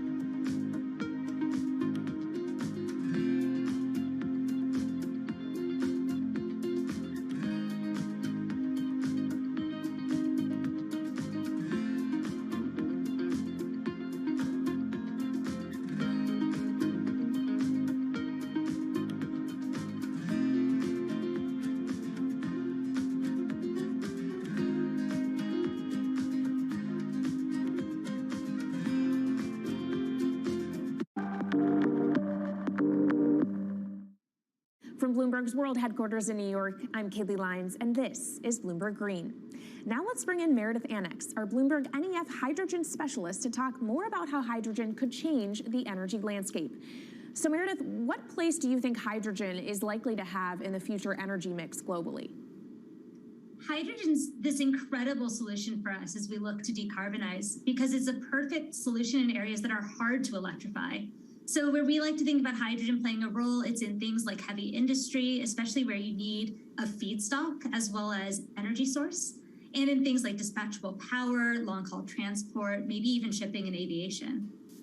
That sounds great that it can be used for such diverse industries. At the end of the day, though, how much is this going to cost? Well, that's the amazing thing about hydrogen, because depending on how you make it, it can actually see significant cost declines in the future. So when we're talking about clean hydrogen, we usually mean green hydrogen produced from renewable electricity. And in that case, your hydrogen is almost as cheap as the renewables that are used to make it.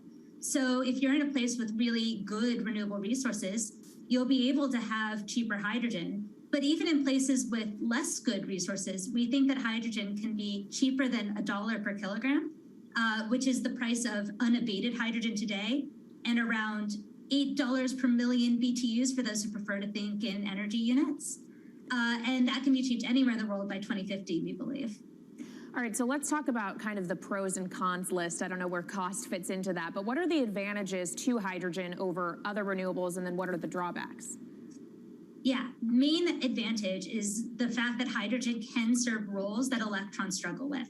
And that's things like seasonal storage, for instance, or just anything where you need storability, where electrons are harder to store, hydrogen is going to be easier. That also leads to a downside, though, because hydrogen is less energy dense than the usual things that we use for storable energy today, like coal or oil or natural gas. So you will need more volume of storage to handle the same amount of energy. Let's talk about the viability as well and how it may differ in different geographies. What is your view on that? Yeah, so for green hydrogen, again, from renewable electricity, really places with the best renewable resources, things like Latin America or the Middle East, even Southern Europe, have really, really good potential for producing hydrogen. And then when you're looking at blue hydrogen, which is produced from natural gas or coal with carbon capture and storage, we do see that becoming more expensive than green hydrogen in the future, especially as renewable electricity costs come down. But that can be a viable option in places like the US Gulf Coast or Russia, where you've got good geological storage for the carbon, as well as ample natural gas that's quite cheap. All right, great breakdown. Thank you so much to our Meredith Annex, our Bloomberg NEF hydrogen specialist. And of course, you can get more from the Bloomberg NEF team on the terminal and online. And they've recently done a podcast called Hydrogen 101 as part of its Switched On series. So from iron ore titans pivoting to cleaner energy to talk of a hydrogen revolution, that's it from this week's edition of Bloomberg Green. We'll be back next week with a deep dive into the state of electric vehicles. And you can keep the conversation going by following us on YouTube, Instagram, and Twitter @Climate. I'm Kaylee Lyons from Bloomberg's World Headquarters in New York, and this is Bloomberg Green.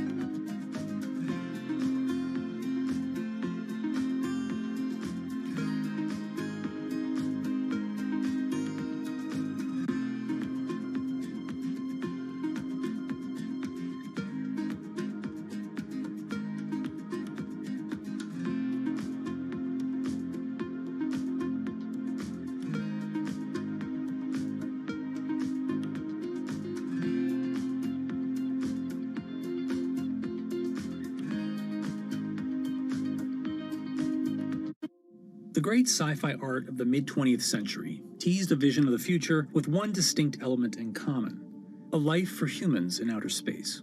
Whether vacationing on an exotic new planet or commuting to the moon for business, space travel seemed like it was just around the corner. Yet here we are, a half-century later, and only about 500 human beings have ever left the bounds of Earth's atmosphere. But thanks to a set of ambitious private companies betting on the promise of space tourism, that long-awaited future could be here sooner than we think.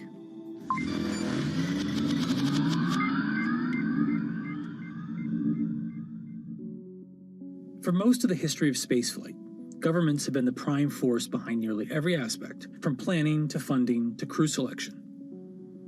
But as early as the 1980s, proposals for commercial space tourism began to emerge, along with innovative solutions for getting people there, such as the wild concept of sticking a 74-person passenger cabin in the cargo bay of a NASA space shuttle.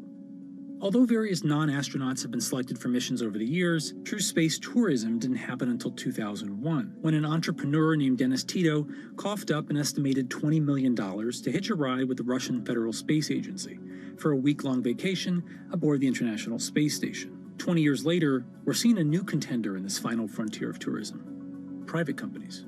It's becoming a private enterprise situation. Still very high risk with a high reward, potential reward. But, you know, government is really out of the business of flying people now, and it's really going to be companies like Elon Musk and Jeff Bezos and Richard Branson that do that heavy lifting. Commercial space tourism is usually about taking the non-astronaut, the private citizen, into an orbital or suborbital flight. So you get a short amount of microgravity experience, and you can float and take some photos. And then you come back. This was something that technology had gotten to a point where the private sector was going to make a business out of this. There are multiple companies that want to get to the place where they fly people into space. The first of these is Blue Origin, founded in 2000 by Jeff Bezos. Using the autonomous rocket system New Shepard, a tribute to the first American in space, Blue Origin plans to launch up to 6 passengers at a time, offering a rarefied treat of 62-mile-high views and a momentary experience of weightlessness. Booking officially kicked off in May 2021, with the very first seat to be auctioned off for charity.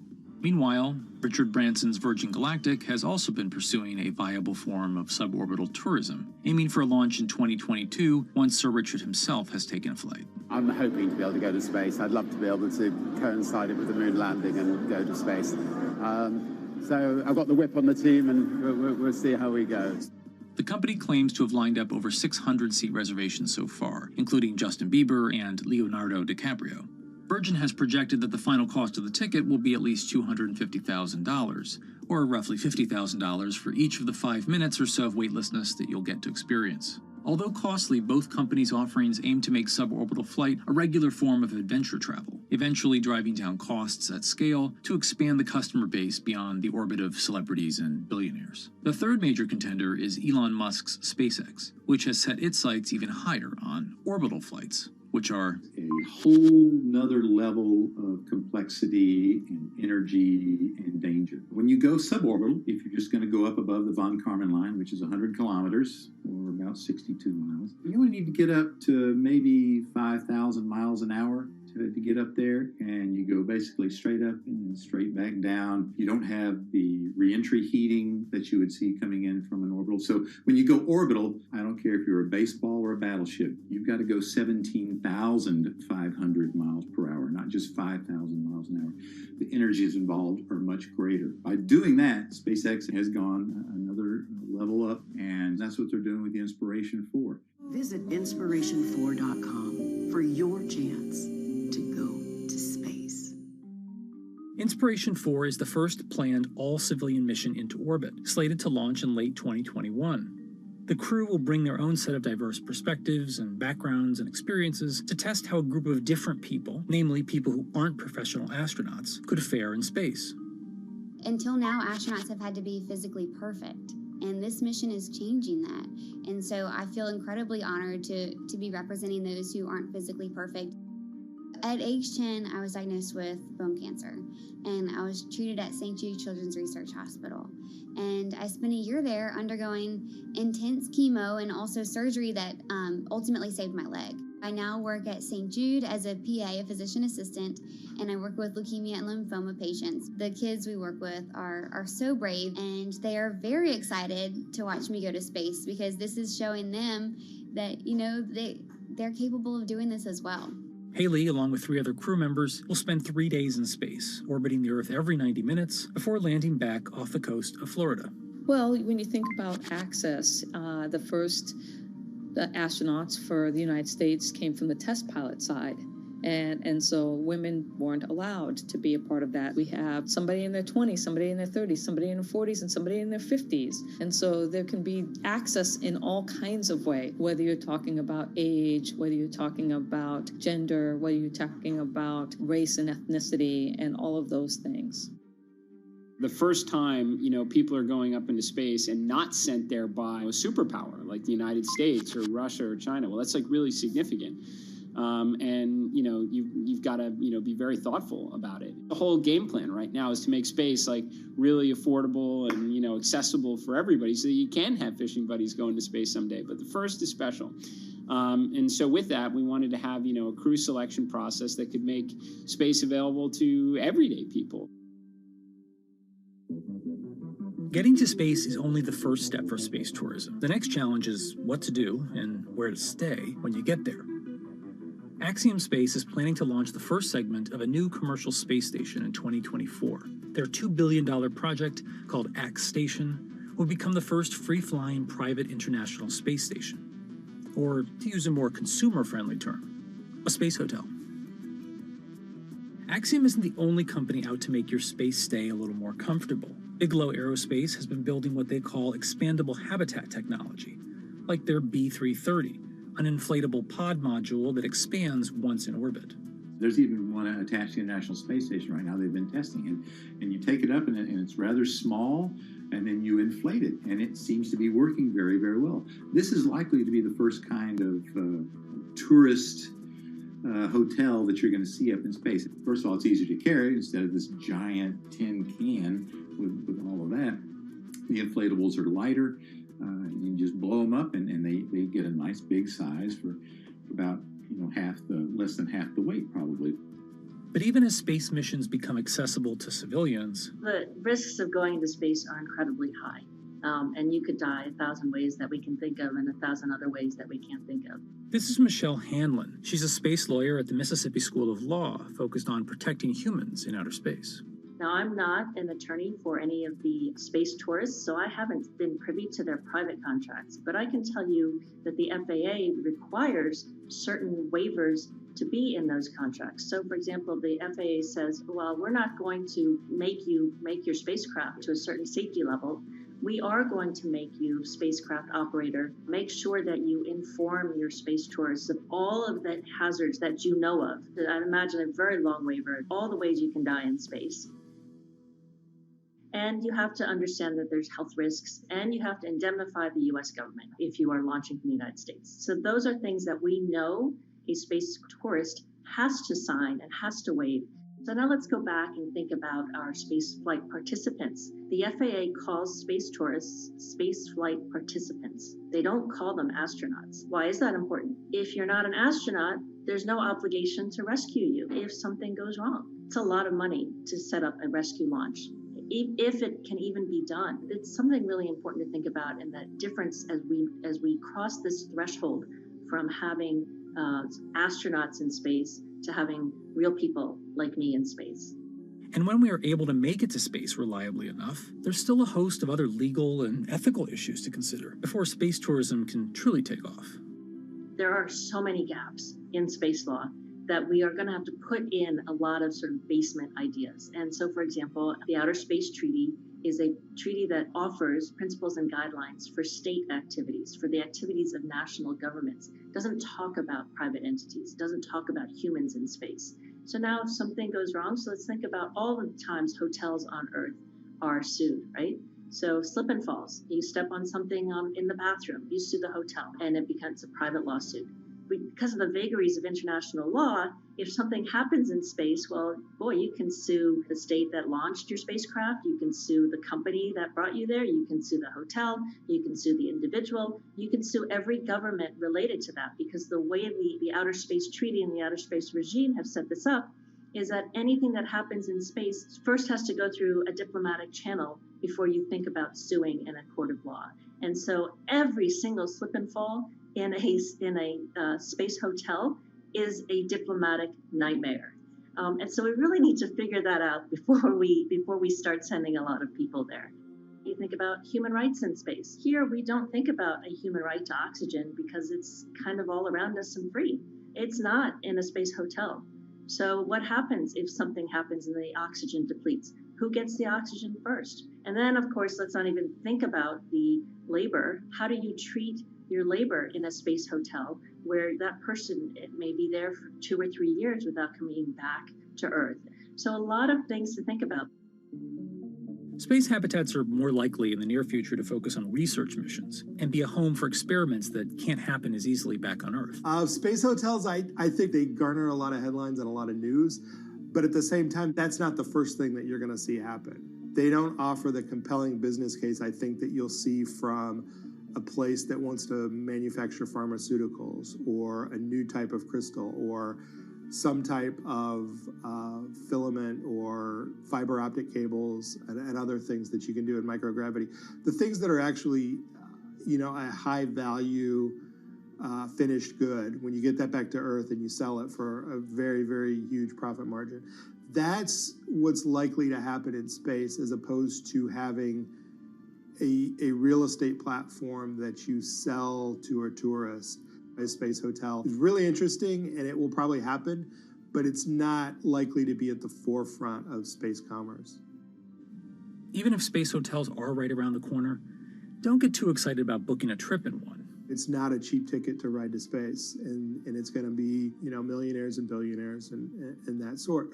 But at the same time, the point was made that in the early days of airline trips, that was also a completely unaffordable ticket for most people. Those people who flew were people of means, and over time it becomes affordable to the masses. And I think that's the goal for all the entrepreneurs in space as well, to get those costs down to a point where it's not $10 million or $5 million or $300,000 ride into suborbital space. When it becomes more like buying a first-class ticket to go to Europe from the United States.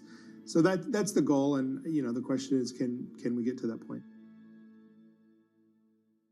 Given the immense operating costs of getting to space, it may be years, if ever, until space tourism becomes a profitable venture for any of these companies. Virgin Galactic, the only publicly traded company of the three, has had a particularly rocky year, initially riding on the momentum of a SPAC deal, but more recently beset by launch delays and major funders, including Branson himself, selling large quantities of their stock in the company. Space is really, really, really hard, and it's an absolute cliche, but it's one that happens to be very true. It's just really hard to do. That's also the reason that you've seen the delays that, Virgin had talked about flying years and years ago. And it became such a crazy point that Richard Branson actually stopped talking about it when he was asked, because it was never going to be when he predicted. But it's not insurmountable. And, investors have stepped up because this is something that is doable. Despite the astronomical dangers and costs of getting to space, it may ultimately follow the course of other once fanciful modes of travel. Wright brothers having, what was by modern standards a very unimpressive first flight, at Kitty Hawk. I mean, you had like less than 20 years later, you had your first airborne ambulances being used to save lives. Fundamentally, the world is a more interesting place when people can go and dance among the stars and such. The lure of space is innate. It's in our DNA. It's that exploration bug. We are an exploratory species, and we want to go out there and see what's out there. That vision that I had in 1969 of seeing normal human beings travel into space, it's finally beginning to happen. When you get a bunch of people up there and they can all see it for themselves, that'll create even yet another revolution in how we treat our planet and the way we think about it.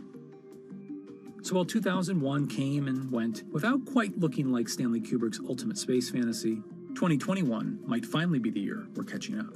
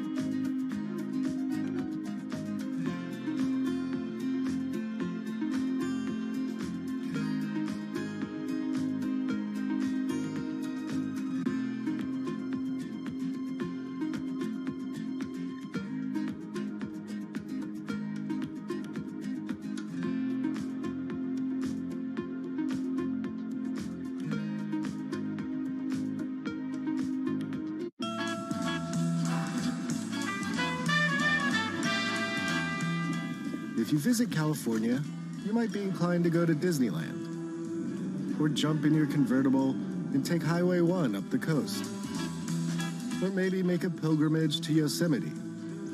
All very fine choices. But if you're the kind of person who revels in our planet's extremes, then it's Route 395 that you're after.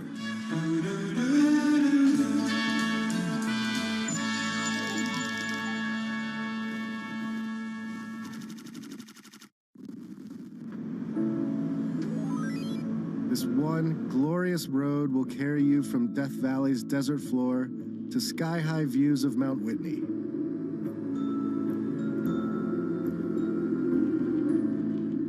You can see the 5,000-year-old bristlecone pines, the oldest living organisms. Or the bizarre tufa towers of Mono Lake. And true to California's boom and bust spirit, you can saunter around the ghost town of Bodie. What a novel experience to find an empty American city where all the businesses are shut down.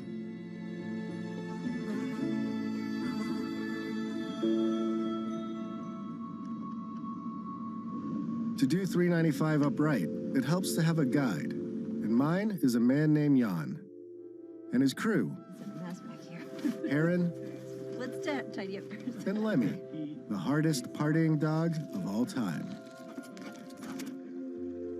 Jan agreed to show me some of what 395 has to offer, but only if we agreed not to disclose any locations.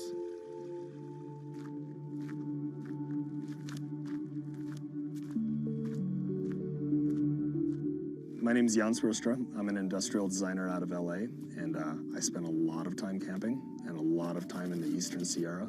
It's a place I love, and sometimes I'm known as 395 North because my Instagram account, and I don't like to be known as that, but I'm trying to use it to set a good example and do more with it than just social media. Where did we end up camping? We got here late last night. I wasn't even sure where we are. This is BLM land, right on the outskirts of National Forest, and it's one of my favorite places in the world. Basically, everything outdoors wrapped into one. Yeah. Good thing about California, man. Oh, man. We have so much national forest and public land that you can literally just cruise out and find a place to camp. It's ours. What I wish was mine is Jan's sweet truck. It's a 2019 Ford Ranger. Has about 200 watts of solar in it and a fridge, and has everything that an RV has except for a toilet, but just on a smaller, simple scale. And you drive us around day to day in LA. Yep. And then just roll out when you want. It's my daily driver. Handles great.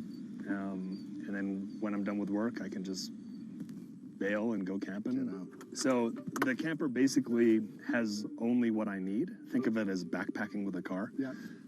The fridge has a couple compartments. This is just a kitchen box, stove, utensils, and a bunch of stuff.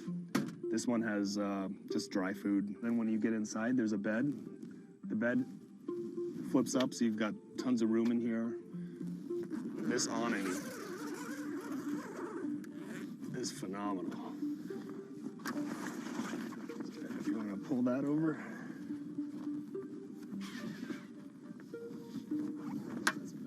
That's cool. We just pop that up.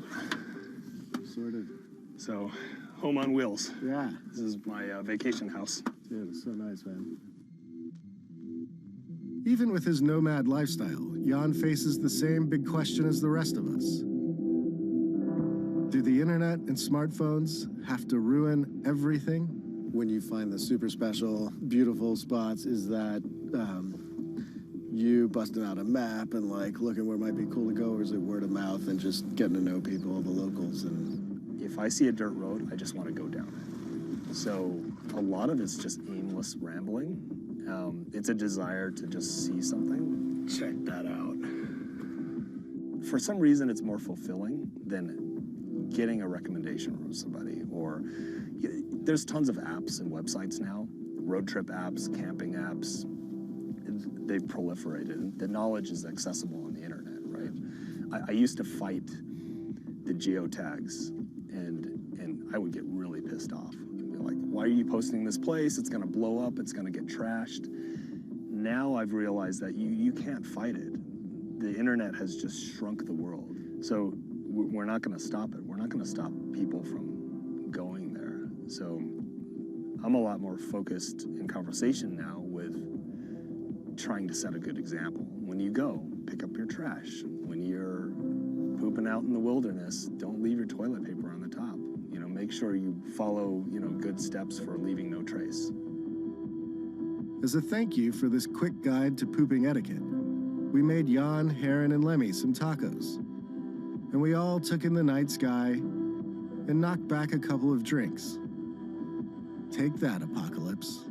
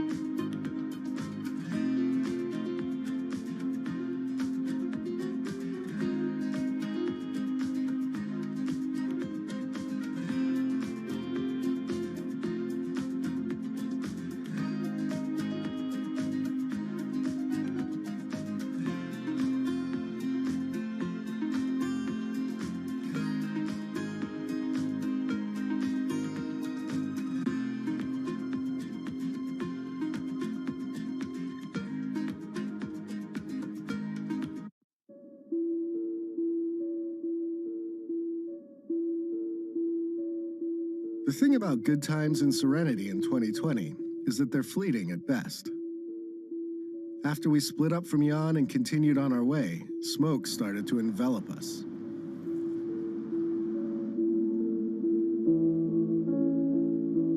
The plus side was that our RV no longer smelled like feet.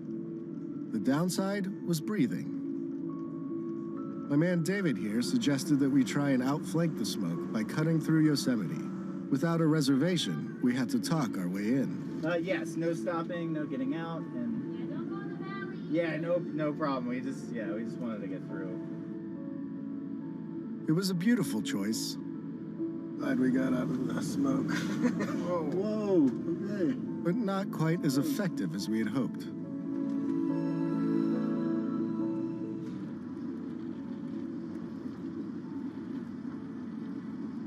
Fast forward 4 hours or so, and we had managed to trade the smoky majesty of Yosemite for the smoky, Look at it. strip malls of the Central Valley. We have made it sort of out of the smoke all the way across Yosemite National Park and here to the gorgeous Central Valley of California. We're off to see a kind of surprising tech startup that is making some pretty strange machines to serve all the growers out in this region.